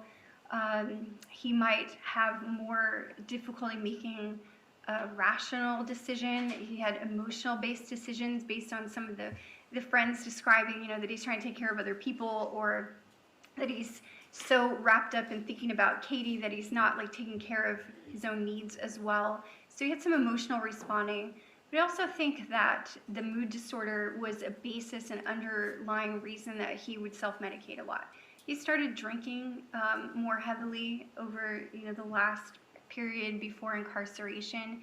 Going through the depression, that's one of the times that after the breakup, his sister noticed an increase in using alcohol. He kept alcohol on his desk at work that his friend who worked with him was aware of. And so I do think that it was a coping mechanism to drown out some of these feelings that he had so that he just didn't have to experience them. He's really not comfortable showing that because he feels depression is a sense of weakness. And that's not a comfortable position for someone that's a Latino man to go around and talk about, hard times, or that they feel like, too much expression of their own pain. It's not manly to do that. And so I think he would drown those feelings out.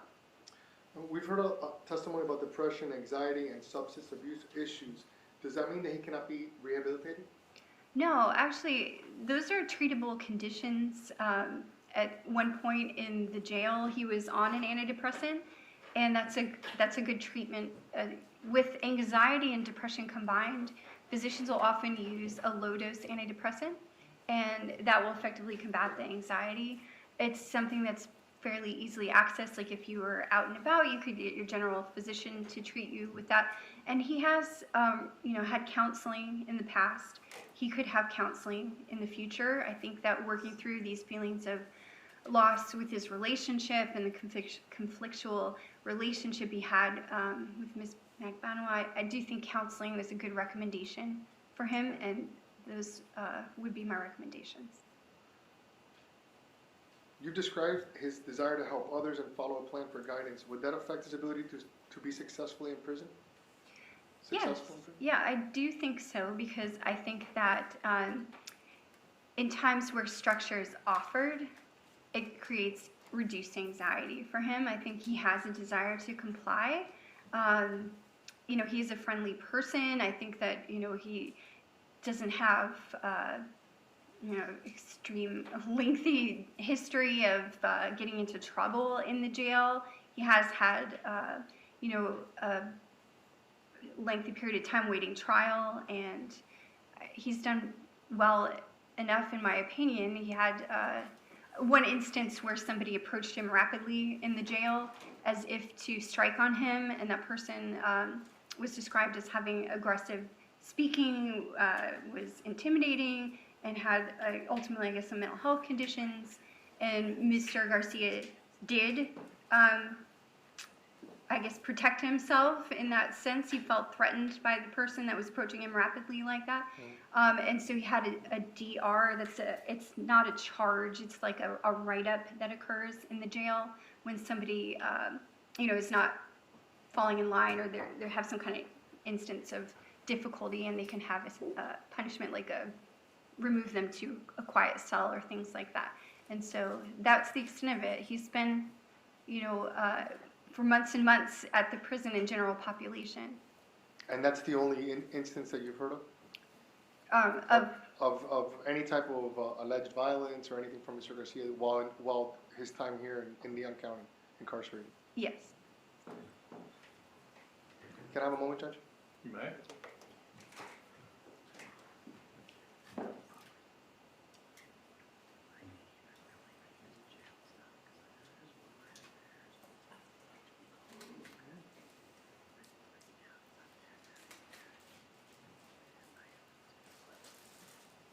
Nothing further, Judge. Cross.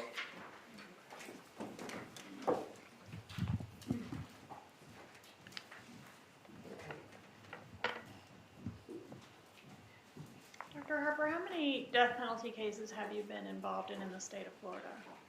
I have been an expert about 16 times in the state of Florida. Okay. And how many of those do you testify about equally for the state and defense? For death penalty cases in Florida, I have not testified for the state yet. So they're all for the defense, 16? No. Most death penalty cases don't go forward into a trial setting. I've testified, this will be my 7th time testifying in a death penalty case. Okay, and it's your 7th time testifying for the defense in death penalty cases in Florida? Yes? That's correct. All right. And your diagnoses in this case, I want to kind of jump right into those. Did you diagnose Mr. Garcia with major depression? I did. All right. And did he have any history of being diagnosed with that previously before your diagnosis? Yes. When was that? He had a diagnosis of depression from the jail. Okay, so since he's been in jail in this case. Yes. Would you agree that being incarcerated lends itself to depression? I would find that's common. All yes. right, particularly in a very serious case like this where you're facing potentially the death penalty or life in prison. Would you agree that would exacerbate the depression? Yes. All right. But prior to that, no evidence in his records of of a diagnosis of major depression. Would you agree with that? Not in the records. Okay. And you talked about how at age 11 he had this depressive episode when his dad left the home. Can you tell us a little more clearly exactly how much exposure Mr. Garcia had to his father? Because it seemed like he was incarcerated for a large portion of Mr. Garcia's life. Could you just give us that timeline? Sure. So from Mr. Garcia's recollection of first meeting his father, it was age 5. If he was around him earlier than that, Mr. Garcia doesn't have intact memory of that. So his recollection is meeting him when he was released from incarceration at around age 5. And then he was present in the home, and Mr. Garcia described that around age 11, he departed or was on the run. Okay, so the dad was around between ages 5 and 11 for Mr. Garcia? Yes. Okay.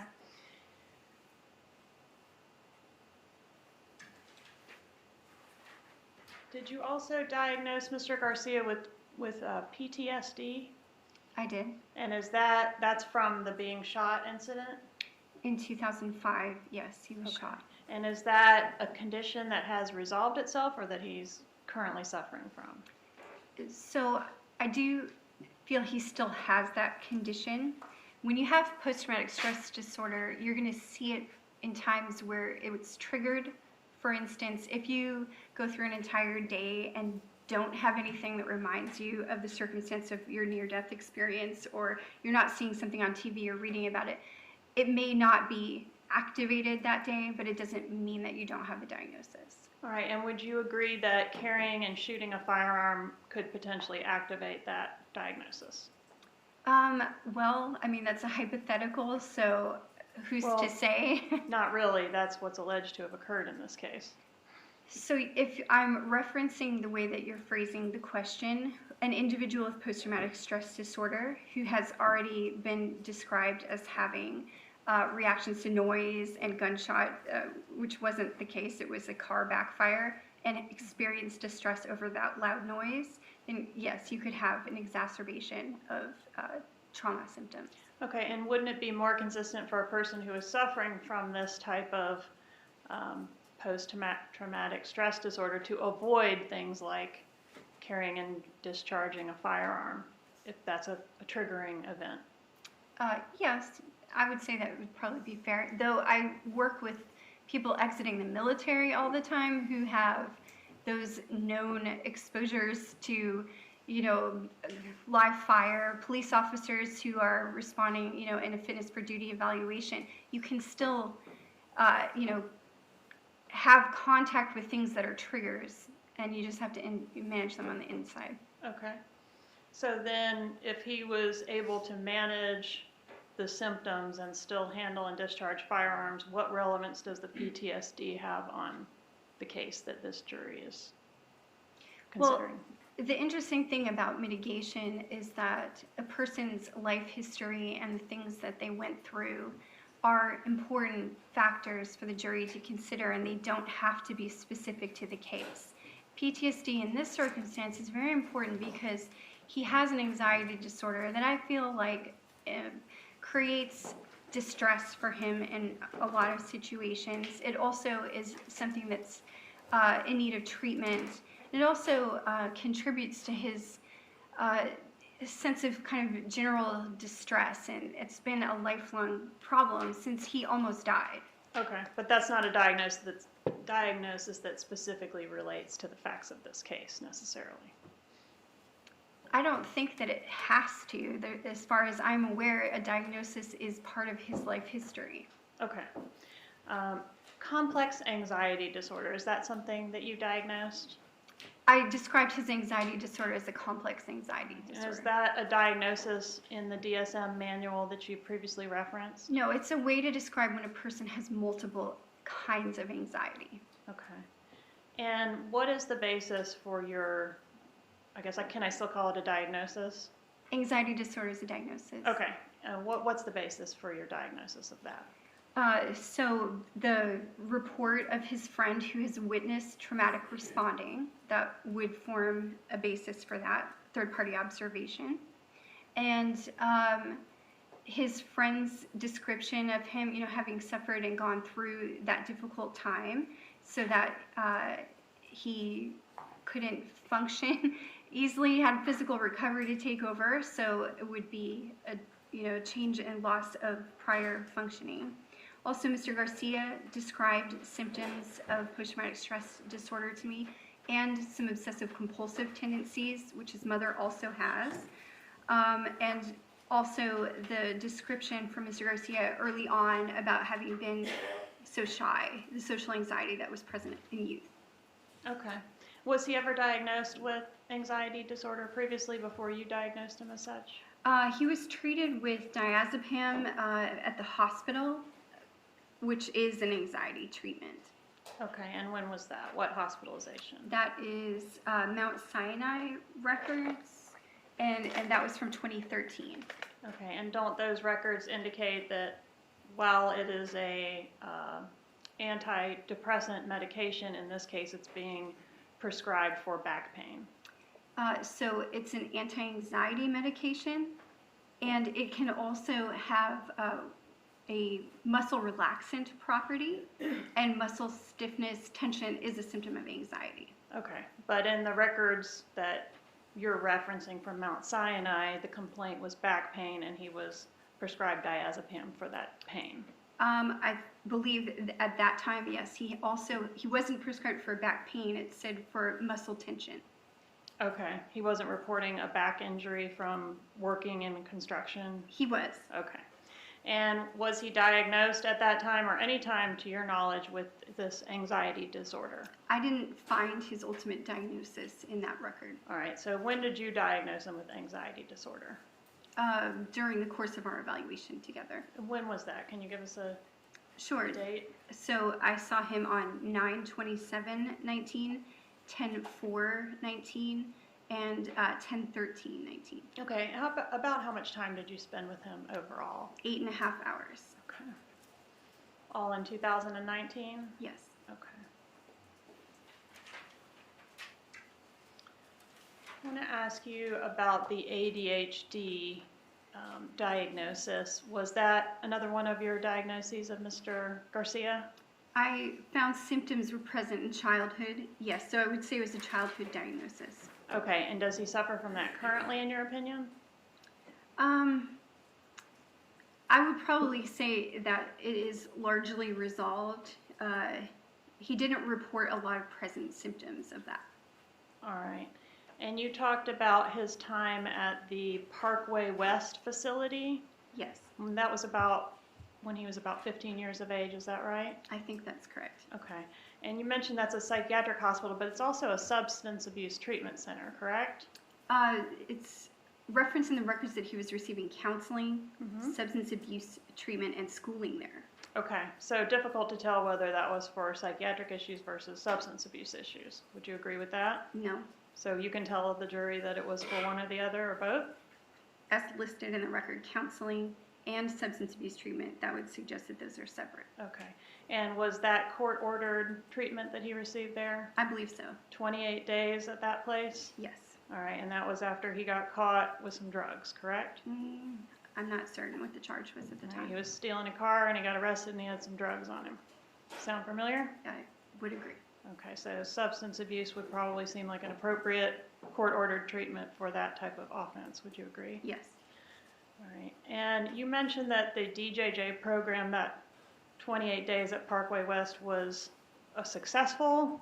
I may be putting words in your mouth. I'm sorry if I am, but didn't you say that was helpful to him, or he was successful there? No, I did not say that. Okay, but actually he was not compliant with that program and was kicked out, right? The program I was referencing is Bay Point, and I think that the program you may have been referring to is Floyd House. Parkway West is what I was referring to. The 28-day treatment program after the arrest with the drugs. Okay, I saw records that he was participating in Parkway West.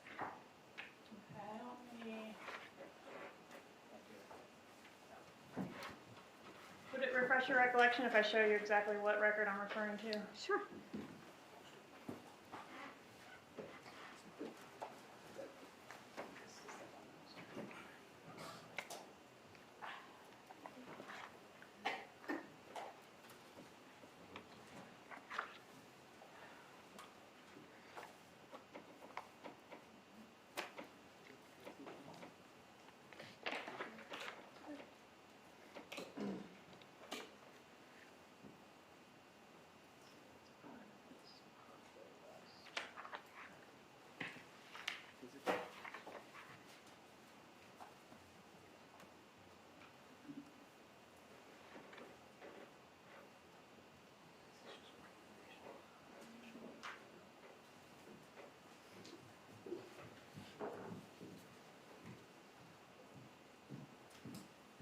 All right, doctor, this is the document I was referencing. Take a moment just to see if that's familiar and look that over.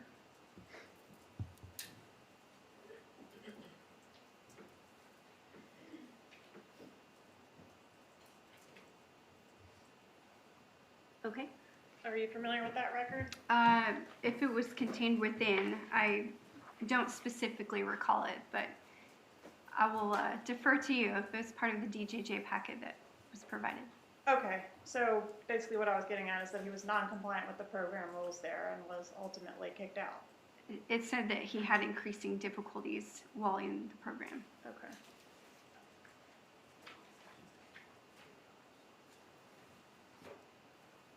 Would you agree that children diagnosed with ADHD or with symptoms of ADHD are more likely to be diagnosed later with antisocial personality disorder? So the interesting thing about antisocial personality disorder is there's about 288 different precursor diagnoses that could make you arrive there. Is that one of them? Yes. Okay. All right, and Mr. Garcia, does he have antisocial personality disorder? He does not.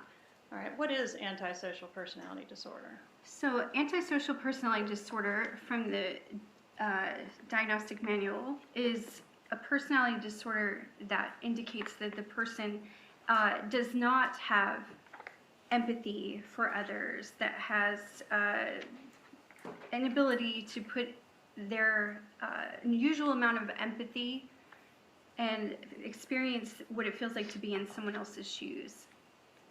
All right, would you mind pointing to me where in the DSM it indicates that empathy is part of the criteria for antisocial personality disorder? Okay.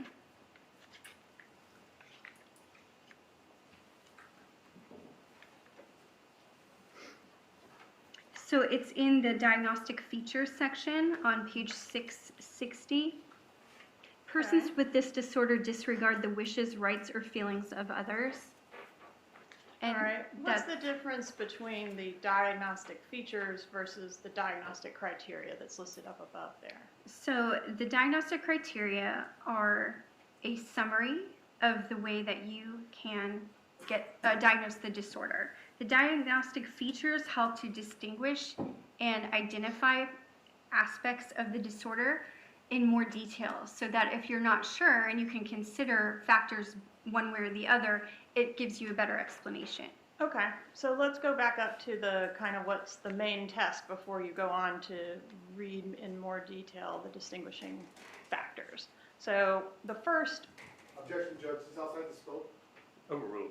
The first criteria for antisocial personality disorder is failure to conform to social norms and respect lawful behaviors, correct? Yes. All right, so basically violating the law. Correct. And would you agree that that's a problem for Mr. Garcia? I think that you could say that. He's been arrested. So any person that's in a prison situation or in a jail could have that criterion. How many times has he been arrested? As an adult, I think he had a few drug charges and a prior felony. So Okay. And what about as a child? Would you like me to count? Because some of those were nil pros, so I'm not That's exactly okay. sure. Can we agree he's been arrested more than 10 times in his life? I think that's fair. Would you agree that the first time he was ever arrested was 6 years of age? There was an early Yeah, there wasn't really contact with police. How unusual is that for a 6-year-old to be subject to an arrest? I think they just had something in the newspaper recently about that, so it's not completely out of the ordinary, unfortunately. But it's pretty unusual, as evidenced by the fact that it makes the newspaper when it happens. Would you agree? I'd say it's less usual than, say, a later teenager, sure. Okay. And it's because you have to try to figure out how to address a person's developmental needs in a setting that's geared towards teenagers. And you can't house a 6-year-old in a detention setting, so it makes a lot of confusion as to, you know, what you can do to help point that person in a rehabilitative setting. So looking at the family, a lot of times you'll get social workers involved. Sure, but the point is Mr. Garcia got arrested when he was 6 years old, and he's been arrested at least 9 additional times since then. If that's your point? I don't know, is there a question there? That's my point. Okay. Would you agree? And that is the #1 feature criteria for antisocial personality disorder. So if you please rephrase your question, what are you asking me to say? So he meets the #1 criteria for diagnostic. Yes, as almost any person in a jail setting would. Okay. And what about gang membership? Is that something you would consider for that first criteria, failure to conform with social norms? In what case? In any case. So in Mr. Garcia's case, he's not part of a gang. Okay, has he ever been part of a criminal street gang? No. You're not aware of that? It's a no? No. Okay. And what about conduct disorder? I guess that's kind of maybe repetitive of what I was saying. Is conduct disorder the same thing as saying he's been arrested a lot? Well, in youth, it's a little different. You can only diagnose conduct disorder in people that are younger than 18, and it depends on the circumstances. So conduct disorder is one of those that has a similar criterion, where you've had difficulty maintaining social norms, for instance. So depending on what's going on in that juvenile's life, is there a failure of support, of guidance? It would depend why the person has been labeled with conduct disorder and what their personal history and circumstances are to determine if that might be associated with antisocial personality disorder. Okay, well, we're talking about Mr. Garcia. So does he have conduct disorder? No. All right, and the arrest at 6 years of age wouldn't qualify him for conduct disorder? I would say no. The setting a building on fire in 1994, that wouldn't qualify him? A single event is not going to qualify someone for conduct disorder. Sure, That but would be a misreading of the diagnostic criteria, in the sense that you have to consider what other influences might be present in a person's life that would, lead him. For instance, the Supreme Court allows us to consider the influence of peers as an important factor in culpability and criminal responsibility. So you have to consider the situation that the person is in as to why they may be engaging in that kind of behavior. Okay. So you wouldn't consider those not single incidents, but multiple incidences of criminal behavior to qualify this defendant for conduct disorder? I wouldn't, because no DJJ officer suggested he had conduct disorder, and they had multiple contacts with him. All right. They also didn't suggest that he had major depressive disorder, ADHD, or complex anxiety, did they? They did not, but the people that have known him since childhood did feel that. Okay. And you mentioned at least one physical fight, I think, in the jail. Were there other physical altercations that you looked at as you went through his records, history? There were some reference in the medical records that he had been assaulted by police. They broke his orbital bones around his face. Okay.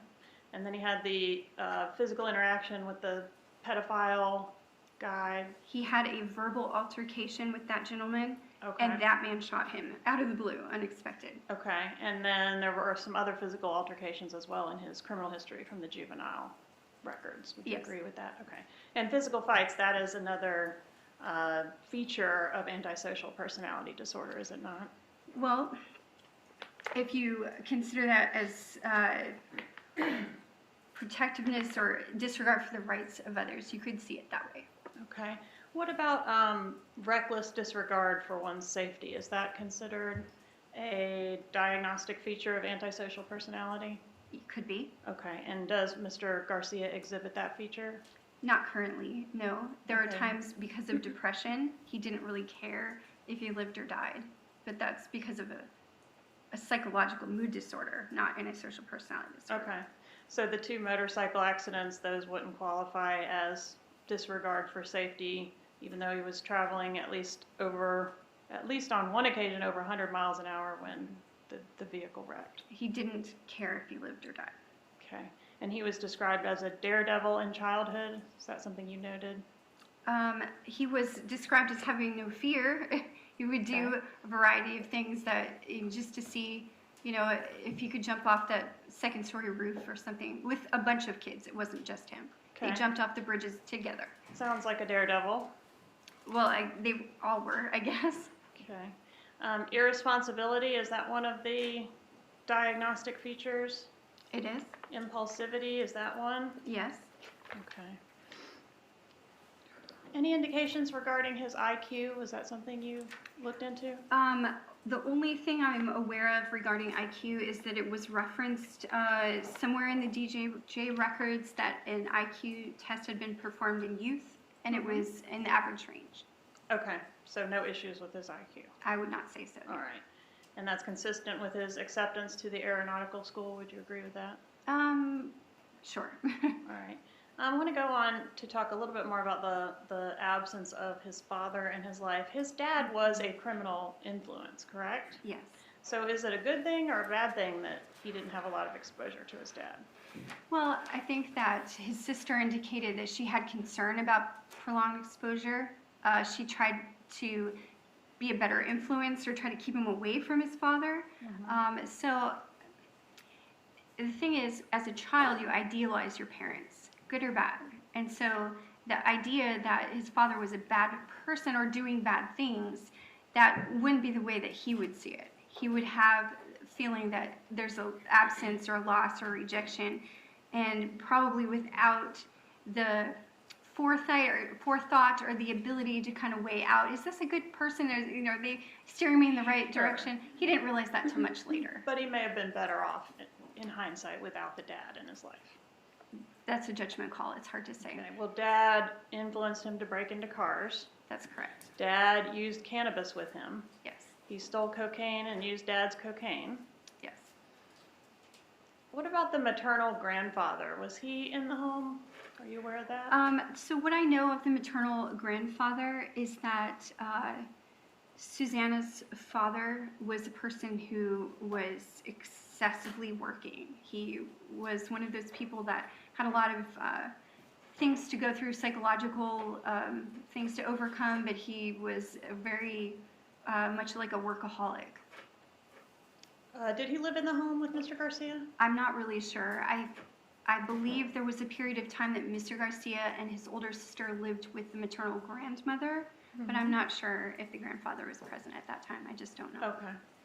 And what about the stepdad? You said there was a stepdad present in Mr. Garcia's life. When did he come into Mr. Garcia's life? I believe maybe when he was around 15.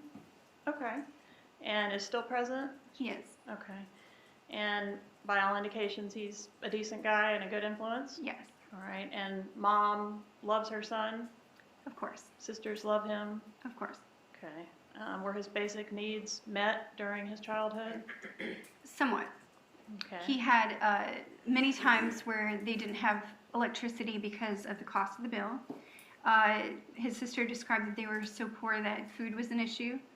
And basic needs for love and someone to affectionately care for you, I don't think that that was consistent for him at a young age. Okay, so even from mom and sisters and stepdad, he wasn't getting enough affection. Yes. All right. And you mentioned hitting, that mom was hitting him, but then you went on to describe something that sounded more like discipline or spanking. Do you know which it was? Because hitting sort of implies abuse to me. Correct. And it depends who you ask. So according to mom, she would discipline any of the children by throwing her sandal or, verbally just going over the rules. She said she's a strong Cuban lady. His sister described that, yes, indeed, they were struck when they were children. So I have two different reports about it. Okay. And the sisters, do they have legal troubles as well? I don't know. You mentioned that Mr. Garcia is a dedicated father and wanted to do better than his father Yes. did for him. But he used drugs like his dad did, right? Yes, he did. And committed crimes, same as his dad, Yes, and ended up incarcerated like his dad. that's correct. All right. Do you agree that his choices negatively affected his children? Well, I haven't psychologically evaluated his children, so it's hard to say if the protective factors sort of weigh that out. I think that Mr. Garcia is very concerned that some of those choices have impacted his Yeah, children. and I think you just made an argument that, you know, from a child's perspective, losing a dad is going to be a negative impact no matter what kind of dad he It was, could right? be. Yes, it could be. All right, and would you agree that his choices have negatively affected Mr. Markel's children? Yes. All right. If, as the jury found. Right. Let's talk about Ms. Magbanua being domineering. How does that relate to the facts of this case, this murder? It goes to his state of mind and what kind of influences were present at the time in question. So his feelings that he needed to please her or to try to fix things with her, I think that that was a preoccupation of his. All right, but was he asked by her to do this murder? I don't have that information. I don't. Not that I'm aware of. Do you have some kind of opinion as to whether or not he'd be willing to do a murder for Ms. Magbanua if she asked him? Objection, Judge, also speculation. Overruled. She's offered an that- opinion. Yeah, is that part of your opinion? I don't think I can offer that opinion. Okay. It's not consistent with his history. He doesn't have a history of murder. So if you go on past behavior, it Okay, wouldn't but be he does have a consistent. history of doing unlawful things while under the influence of some other people. I think you've kind of alluded to that. Did you? Unlawful things like breaking into cars. Okay. And robbery? Well, the robbery is an interesting situation in the sense that he was kind of last on the scene in a strong arm robbery, and he did have a charge of robbery, but he had a co-defendant who ended up being sentenced for that crime, and he had a 1-day in jail sentence. Okay. So it was the co-defendant's fault It primarily. would seem, if he had an 8-year sentence, and Mr. Garcia had a 1-day sentence. And that's kind of where I'm going with this. Is it the Okay. co-defendant's fault primarily in this case too? I think that you're asking me to speak as if I've sat through the whole trial about it. I think the jury has made a decision about that culpability. My job is really explaining his state of mind. Okay, but the defense includes that Mr. Garcia was an accomplice in the first-degree murder committed by another person, and his participation was relatively minor. Is that something that you're prepared to offer an opinion on? No. You mentioned his need to work and that his depression was somewhat tied to his inability to work, or he wasn't working at the time that he became depressed the second time. Is that right? I don't know if that was the second time, but that was part of an episode of depression, yes. Okay, my understanding was the first time was when Dad left, and then the second major event was when he broke up with Ms. Magbanua, or she broke up with him. No, he had a loss of sort of his future career progress, and that was an instance of depression when he couldn't do what it is that he was hoping would be kind of his life direction that he had planned within the DJJ program as a career track. So that was the second. And then there was a breakup with his girlfriend, Elizabeth. That was another instance of depression. There was a fourth instance of depression when he felt like it was the final breakup with Ms. Magbanua. Okay, and is that final one that you tied to inability or unwillingness to work? I never said unwillingness to work, because that would not be characteristic of Mr. Garcia. Okay. Inability to work because of his medical problem, causing him to not be able to lift those blocks, or as he described it, like 40 or 50 pounds, and he would throw them up a staircase every day. So he couldn't do that with the physical injury that he had. Okay. So are you familiar with his work history between 2009 and 2014? I did interview Mr. Kernodle, about his work history during that period of time, and then Mr. Garcia also provided some examples of places that he had tried to have employment. All right, and that's the coastal masonry guy, the Yes. Kernodle guy. Okay. And did you learn that, and you did learn also that he was employed at this rapid capital funding between 2015 and 2016? Yes, more recently. Okay, so looking at the time period between 2009 and 2016, would you agree that his employment in general was sparse and sporadic? No. Okay, so you would not agree that he was only employed for about 27 months over that 6-year period? No, according to Mr. Kernodle, he was off because of an injury, and any time that he would have work available for him, he would work. Okay, but he only did work 27 months. Objection has been answered. Overruled. I'm not sure where you're getting that information. Okay, well, I'm looking at his financial records. Did you have an opportunity to review his financial records No. to see what dates he was paid for working? No, I don't have that Okay. information. You mentioned his depression associated with the breakup with Ms. McBannel. Are you aware of any diagnosis, treatment, or medication associated with that particular bout of depression? His sister urged him to go, but he did not. All right, and you talked about his good behavior in jail and said he only had one physical altercation in jail. Do you recall that portion of your direct examination? Yes. Okay, he also had some DRs for some other things though, right? I think his co-defendant had some kind of candy. They're making some, or not they, but there was some allegation that they were making His jail. co-defendant? Or not co-defendant, sorry, his bunkmate. I Bunkmate, apologize. okay. And they were making some alcohol in there, right? Yes, Okay. called something else, like hooch or something. All right, bunk, Mhm. I think. Something. I don't know, I might be making that up. I think it's what it is. All right, one moment, please, Your Honor. You bet.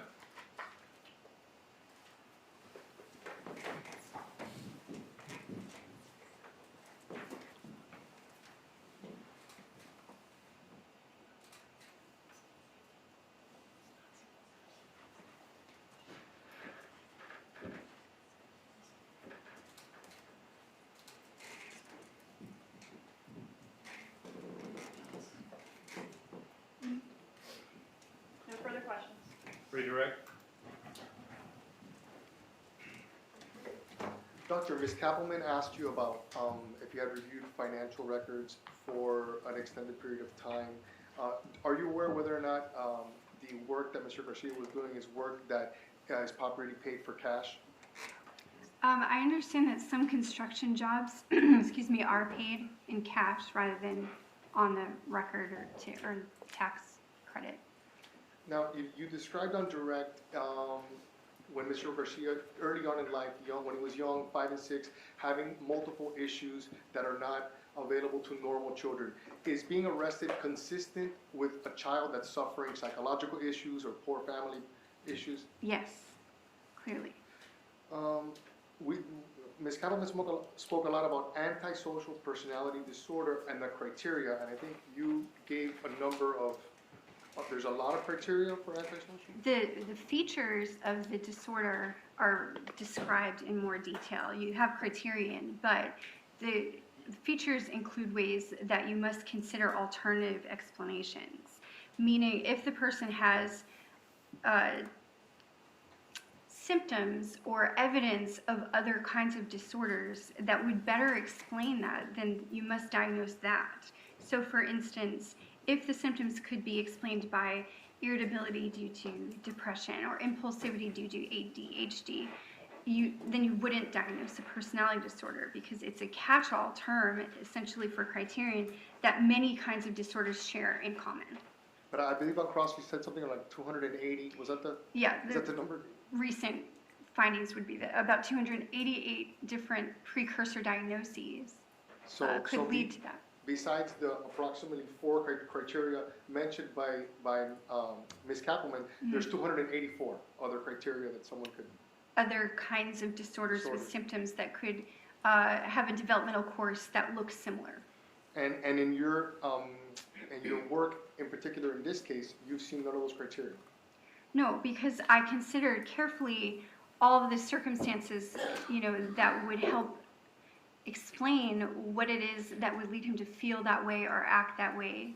The circumstances including, not having an intact family, of having lack of supervision, of having, a developing brain with basically free time, unsupervised, the understanding the neurobiological development of somebody, that they would be definitely attuned to high stimulus situations because that's developmentally appropriate for them. There are lots of things to consider.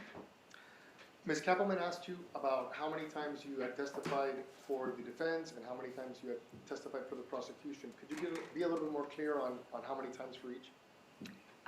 Not in a death penalty, just in a regular criminal setting. How many times have you testified for the prosecution as opposed to how many times you've testified for the defense? Sure. So I'm subpoenaed by the state, and sometimes that means that I sit at the courthouse and don't have an opportunity to testify. So I'd say the majority of the time in Florida, like 95% of the time, I'm going to be called as a defense witness. Either side can call me to testify at any point if I've submitted a report. It just depends if the defense publishes my report. If my position that I've offered to the attorneys is not helpful to defense, they just won't call me to court. And so, for instance, recently in Georgia, I testified in a murder case, insanity defense as the state's witness. And so that's an example where either party, could have called me, but obviously my position in that case would be more receptive, or the state was more receptive and had things that they wanted me to say on the record. And what was your opinion in that case? I think we've talked about that. The person was malingering, yes, and did not have a mental illness. I'm sorry, could you explain to the jury what malingering is? Because I know, but I just recently learned that term. It's not a popular term, I don't think. All right, so malingering would be a circumstance where a person would put forth that they've got psychological symptoms that they do not have, or they may be exaggerating greatly or malingering, kind of embellishing the true symptoms that they do have. And the idea would be that it causes some benefit to them. So like in a Social Security disability context, they might seem really impaired. We don't get so far into that. That doesn't have anything to do with this case. Right. Ms. Kappelman discussed that Mr. Garcia had not been diagnosed since his time with the DJJ. In your evaluation in this case, do you think that Mr. Garcia had an opportunity to be diagnosed, considering his lifestyle and the life he lived? He didn't have insurance. That was a barrier to seeking services. And so if you're going to go and present at a physician's office, you have to pay the upfront, cash price for an evaluation. A psychiatrist as a specialist would have an enhanced rate that he would have to, pay for if he were going to seek out those kinds of services. And he directly told me he did not have insurance to do that. Okay. Thank you, doctor. No further questions. Did you have a question at this point?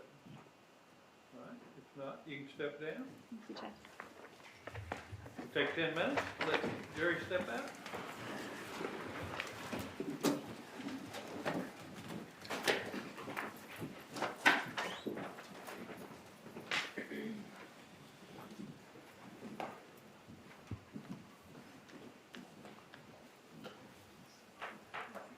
You can step down, Tom.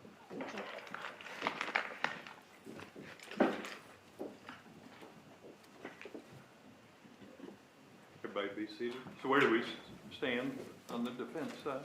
No, nothing else, Right. As Mr. Garcia made a determination that he does not desire to testify. He's not gonna testify, Judge. Okay, if you would stand up, please, Mr. Garcia, and place him under oath, please. Do you solemnly swear or affirm that the testimony you give will be the truth, the whole truth, and nothing but the truth? I do. Going to state your name again, please, sir? Sigfredo Garcia. All right, we had this conversation during the initial trial part. Do you remember that conversation? I do. Anything about that you're confused about? No, sir. You understand that You again have an opportunity to testify if you chose to. You understand that? I understand. Do you wish to testify? No, sir. Thank you, sir. Thank you. All right. So the state's going to have some evidence. Yes, Your Honor. All right, we'll take 10 minutes.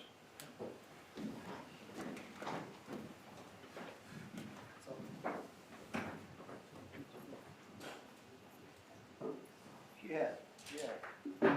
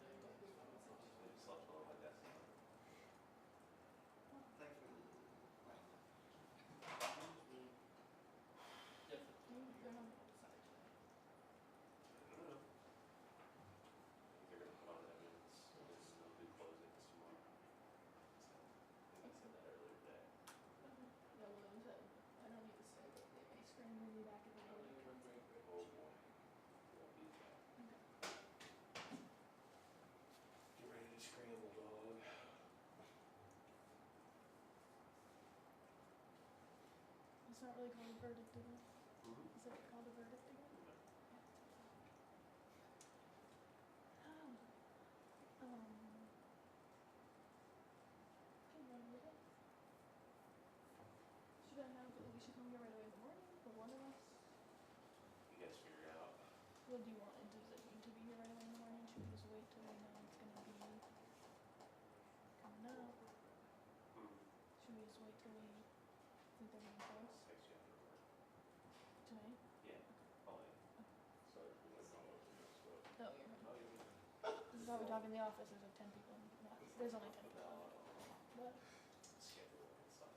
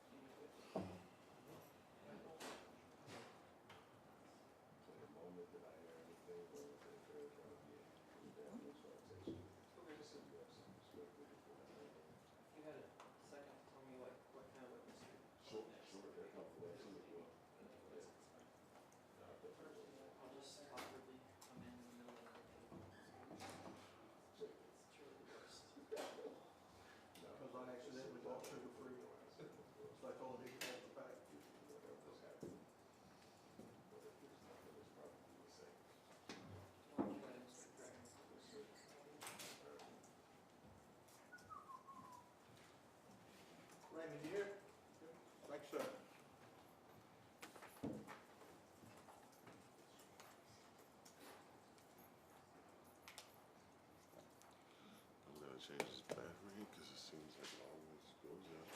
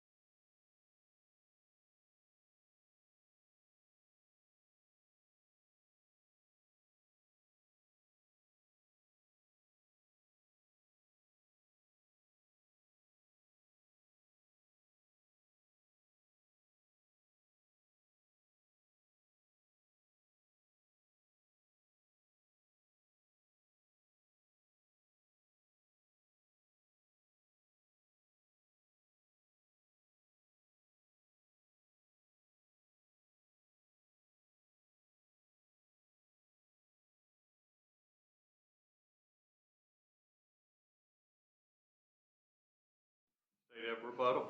Yes, Your Honor, the state calls Dr. Pritchard. All right. You'd face the clerk and be sworn, please, sir. Do you solemnly swear or affirm that the testimony you give in this case will be the truth, the whole truth, and nothing but the truth? I do. Have a seat. Slide up the microphone, please, sir. Thank you, Your Honor. Please introduce yourself and spell your name for the court reporter. My name is Dr. Greg, G-R-E-G. Last name is Pritchard, P-R-I-C-H-A-R-D. And how are you employed, Dr. Pritchard? I'm a licensed psychologist in the state of Florida. I'm in private practice. Could you briefly describe your training and experience in education? Sure. I did my undergraduate work at the University of Florida. I attended Forest Institute of Professional Psychology after I received my bachelor's degree. I received my bachelor's degree in 1989. Received my master's degree in clinical psychology in 1992.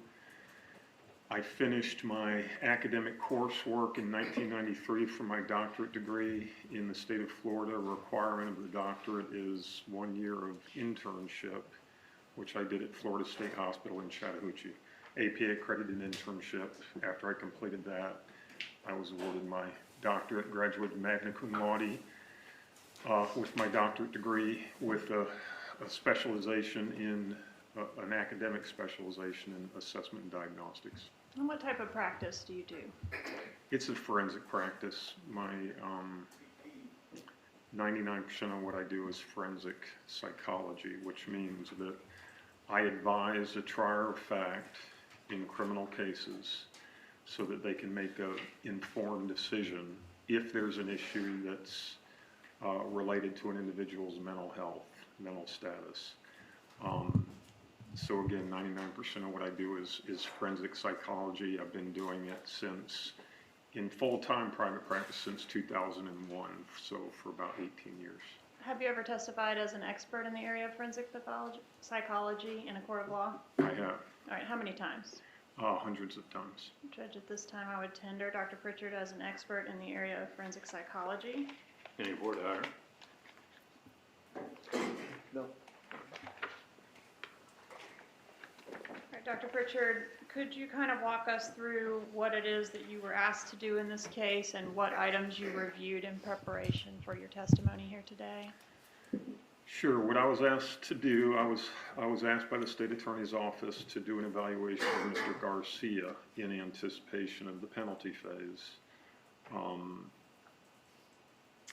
I had a lot of information before I did the evaluation. I did not see Mr. Garcia until yesterday. I had the investigative reports related to the criminal offense. I had a number of school records. I had Department of Juvenile Justice records on Mr. Garcia. I had a transcribed interview of Mr. Garcia. I had a transcribed deposition from Dr. Harper. I had medical records from the Mount Sinai Hospital, which I guess is in Miami. And that is the bulk of what I had. The DJJ records included things like predisposition reports from Bay Point and from other of the facilities that Mr. Garcia was committed to. All right, and did you conduct an interview with Mr. Rivera in anticipation of your meeting with Mr. Garcia? I did. All right. And the timing of your evaluation of Mr. Garcia, is that because you're not eligible to see him until there's a conviction? Right. I'm not allowed to see him until there's a conviction. So the conviction occurred, I guess, Friday, and I was allowed to see him Sunday.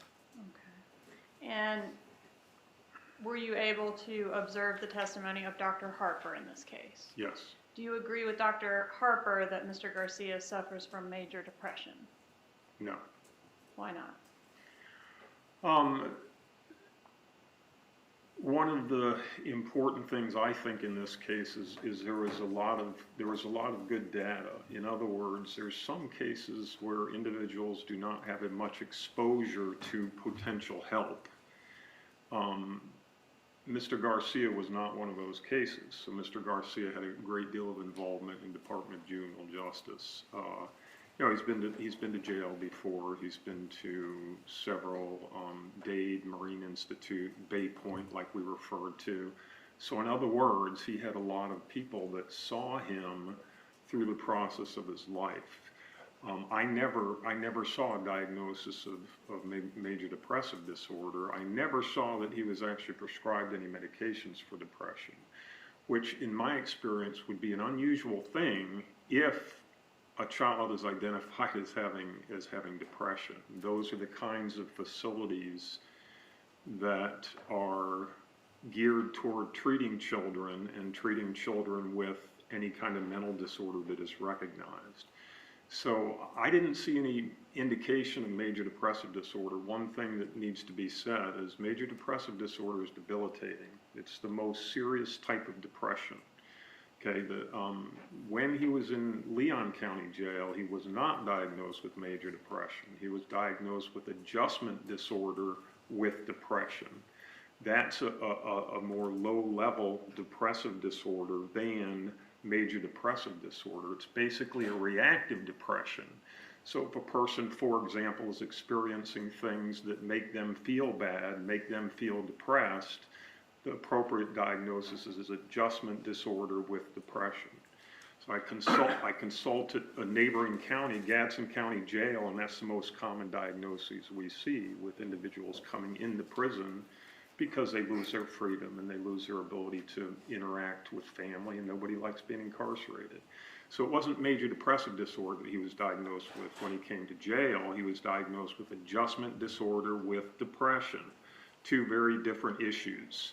And again, I saw no indication historically that, you know, he was described as pathologically depressed or described as not adjusting well because of depression or prescribed any medications designed to treat depression. So I wouldn't agree with that diagnosis because it doesn't seem to be supported. And if he was suffering from major depression, would you expect to find some history of that illness? Absolutely. Again, it's debilitating. It's a very serious issue, and usually the trained people, in other words, people in DJJ and in DJJ facilities, are able to recognize those issues generally in the adolescent population, and many adolescents are prescribed medications in those facilities. Again, that's part of what they're for.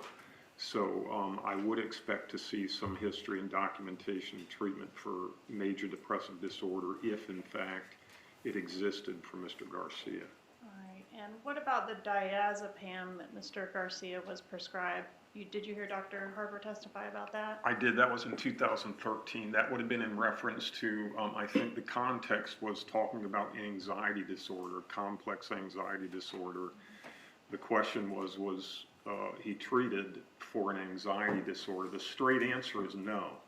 No, he wasn't treated for an anxiety disorder. He was given an anxiolytic. It was a benzodiazepam, diazepam at the hospital in 2012 or 2013. I can't remember which year. But it wasn't prescribed for an anxiety disorder. It was prescribed for physical discomfort, physical pain. He was also prescribed Flexeril at the time, which is a muscle relaxer. So he had some kind of back pain, and the diazepam, the anti-anxiety, would be designed to relax. It's often given when people need to relax and go to sleep, or in his case, it wasn't an anxiety disorder. It was because he had some tight muscles and they were trying to help him relax. All right, and while we're on the topic of the complex anxiety disorder, do you agree with that diagnosis? No. Why not? For many of the same reasons as I stated in the major depressive disorder. He's never been treated for it. In the context of being exposed to a lot of people, a lot of professionals that were caring for him in the Department of Juvenile Justice environment, nobody diagnosed him with a complex anxiety disorder and prescribed any kind of anxiolytic medication that I saw. In fact, according to Mr. Garcia, he said he did take some medications one time, and I think it was in Bay Point, while he was there, and that's the only time in his life he was prescribed any kind of medications for any kind of issue. He wasn't positive what the issue was. He wasn't sure if it was ADHD or maybe depression, He couldn't remember, but once he got out of that facility, he didn't take medications again until he apparently took some medications here at the Leon County Jail for an adjustment disorder. And would being off medications for that long of a period of time be inconsistent with the diagnosis, complex anxiety disorder? Yes, absolutely. Again, when you're, you're treating children, you're looking for these issues that need to be addressed. You're making a treatment plan. You're making goals. It would be very inconsistent for all these people to see him and not diagnose, in my opinion, not diagnose these issues that would require medication, and to make that medication part of his follow-up, because he was in Dade Marine Institute. He wasn't taking medication when he was in Dade Marine Institute either. He was there 2 different times. So it would be very inconsistent in my view that he would not be prescribed any medications by these people that are treating him. And Bay Point and Dade Marine Institute, are those both Department of Juvenile Justice detention facilities? They are Department of Juvenile Justice detention facilities for individuals, youth, who commit crimes. So they're arrested or adjudicated for some kind of criminal offense as a juvenile, and Department of Juvenile Justice has these facilities that the court often commits the children to for punishment and care. And what was the problem with Mr. Garcia, according to the mental health professionals that saw him in his youth? Generally, the problem was a lot of criminal behavior, and just difficulty adapting in school, poor grades, that kind of thing. But the key would be, for me, the criminal behavior. If I look at Mr. Garcia's records, okay, the thing that does not stand out is treatment for mental health symptoms, anxiety or depression. It's nowhere. What does stand out is the criminal behavior, okay, a very unusual thing. Youth sometimes get arrested, but youth getting arrested as frequently as Mr. Garcia is very unusual. It's very unusual for a child to get arrested at 6 years old. Not a common thing at all. We rarely see it. When a youth gets arrested once or twice, it doesn't really mean anything. All youth can be errant in terms of their judgment and behaviors sometimes. The issue is when it's repeated. Okay, it's repeated. So that's called criminal recidivism. So when we see a child get arrested and have some sanctions, it disrupts his life. He loses his freedom.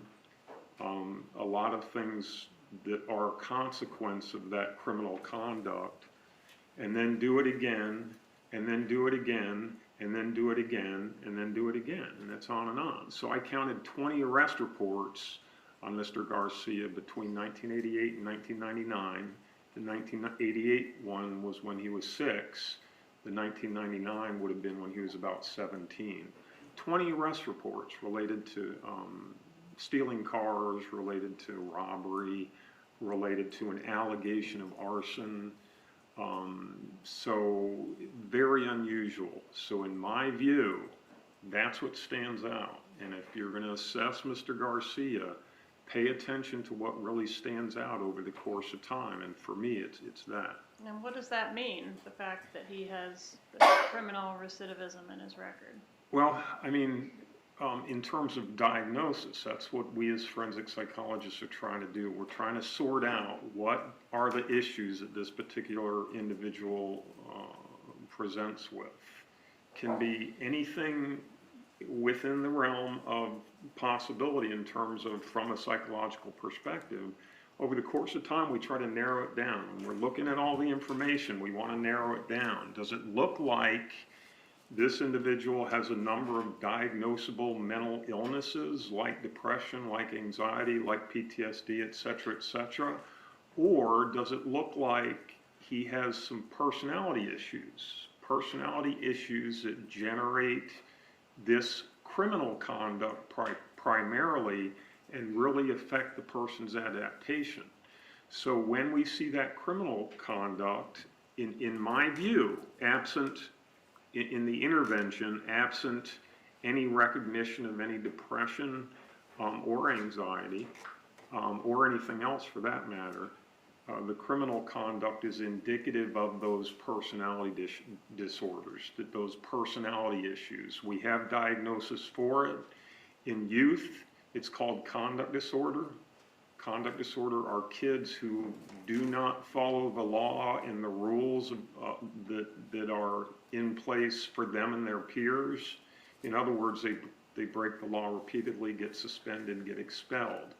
So if you see that kind of behavior, Mr. Garcia was expelled from middle school, had something like 4 or 5 suspensions according to him, but had arrests throughout his youth. That's clearly indication of a conduct disorder that we look for in the forensic world.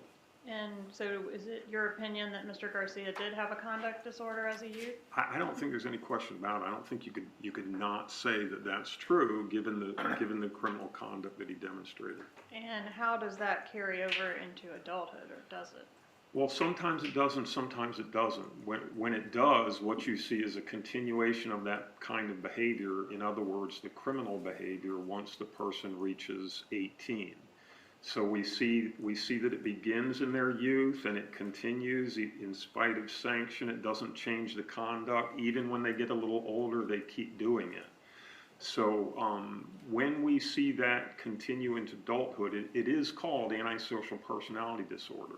That's the term for it. It's also known as the criminal personality. Individuals who continuously break the law, that's the central feature. So a continuation of conduct disorder into adulthood is called antisocial personality disorder. Okay. And did Mr. Garcia, in your opinion, exhibit any other criteria or diagnostic features of antisocial personality disorder? I mean, I think he clearly has features. I think that he has also mellowed some in his adulthood. In other words, he didn't commit criminal offenses as consistently since he's been an adult as he did when he was a child.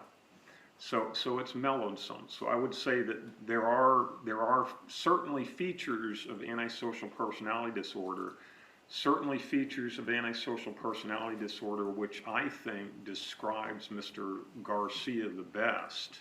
In other words, he's a capable guy. He's a smart guy. He could have done a lot with his life. Were it not for the choices he made in terms of his criminal conduct. Those choices repeatedly are really what has disrupted his life the most, nothing else. All right. What other features did you observe? You said he certainly has some of those antisocial features. What are those? I mean, he has, you know, we heard talk about irritability sometimes. There is irritability. So irritability and aggressiveness is a feature of antisocial personality disorder. You know, the crime itself is, you often see these types of crimes, the people who commit them often have this pattern of criminal conduct leading up to that crime, in this case murder. So you often see the failure to conform behavior with respect to lawful conduct lifelong, which he has expressed. So that's a central feature. That's the most important feature. We also see impulsivity, where he doesn't plan real well. There's elements of planning in some of the things he does, but a lot of times he's impulsive and doesn't make good decisions. All right. And did you hear Dr. Harper talk about the lack of empathy? Yes. And do you have an opinion on that? I do. It's a good one. It's a good one as a feature of antisocial personality disorder. Now, I think her point was, listen, I talked to a lot of his friends, and all the friends say he has great empathy. Okay. Now, there is not many people who don't have any empathy at all. Okay, but it is a feature of antisocial personality disorder. So my point would be this. When you are committing criminal offenses, when you're stealing people's property, stealing people's cars, money, whatever, when you commit this crime that we're here on, okay, you know, think a little broader. The crime that we're here on, the the children of Mr. Markel, I mean, Mr. Markel's family, the mom, that's empathy. People often have moral breaks and they don't engage it because they don't want to hurt these people. And his unwillingness to do that, that is classically lack of empathy in my view, especially coming from somebody who apparently should have known the effect of losing dad when you're young, and a willingness to do that himself with the case we have here is a lack of empathy. And how does substance abuse play into this analysis? I mean, he's a substance abuser, there's no question about it. He's been abusing substances for a very long time. I would disagree a little bit with Dr. Harper in terms of, I think cocaine was the primary drug he liked. He liked the things that kind of amped him up. Also liked marijuana a lot, which of course didn't amp him up, it kind of slowed him down. But those were his two drugs of choice, were the cocaine and the marijuana. Did you agree with Dr. Harper that he only uses these substances to self-medicate when he's sad or depressed, or does he just like to drink and party? I mean, I think that's one of the most overused term there is self-medicate. So a lot of people use drugs because they like it. I even saw where Mr. Garcia said in one of his juvenile records that since the first time he took a hit of pot, he liked it. He's always used it. He doesn't intend to stop. So, you know, people use substances for different reasons. My view is that he used substances because he liked to use substances, just like Luis Rivera.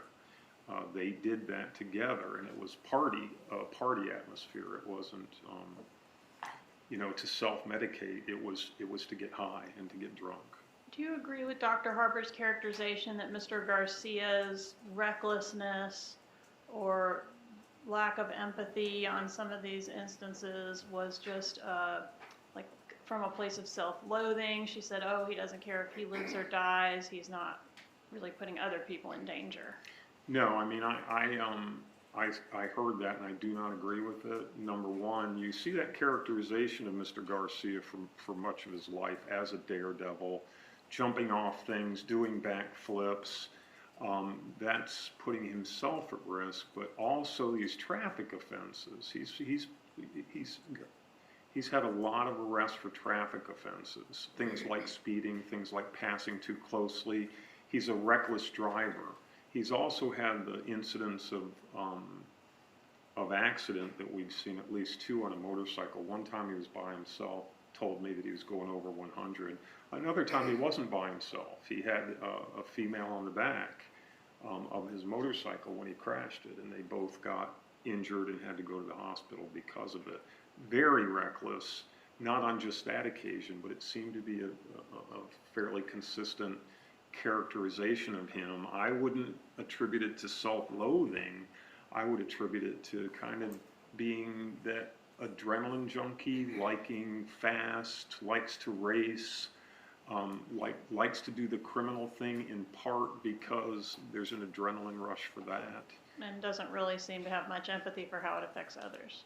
No, I mean, he puts others in harm's way when he's driving the way he's driving, when he's stealing cars, and when he's doing the other things he's doing. And when he's coming to Tallahassee and killing Mr. Markel.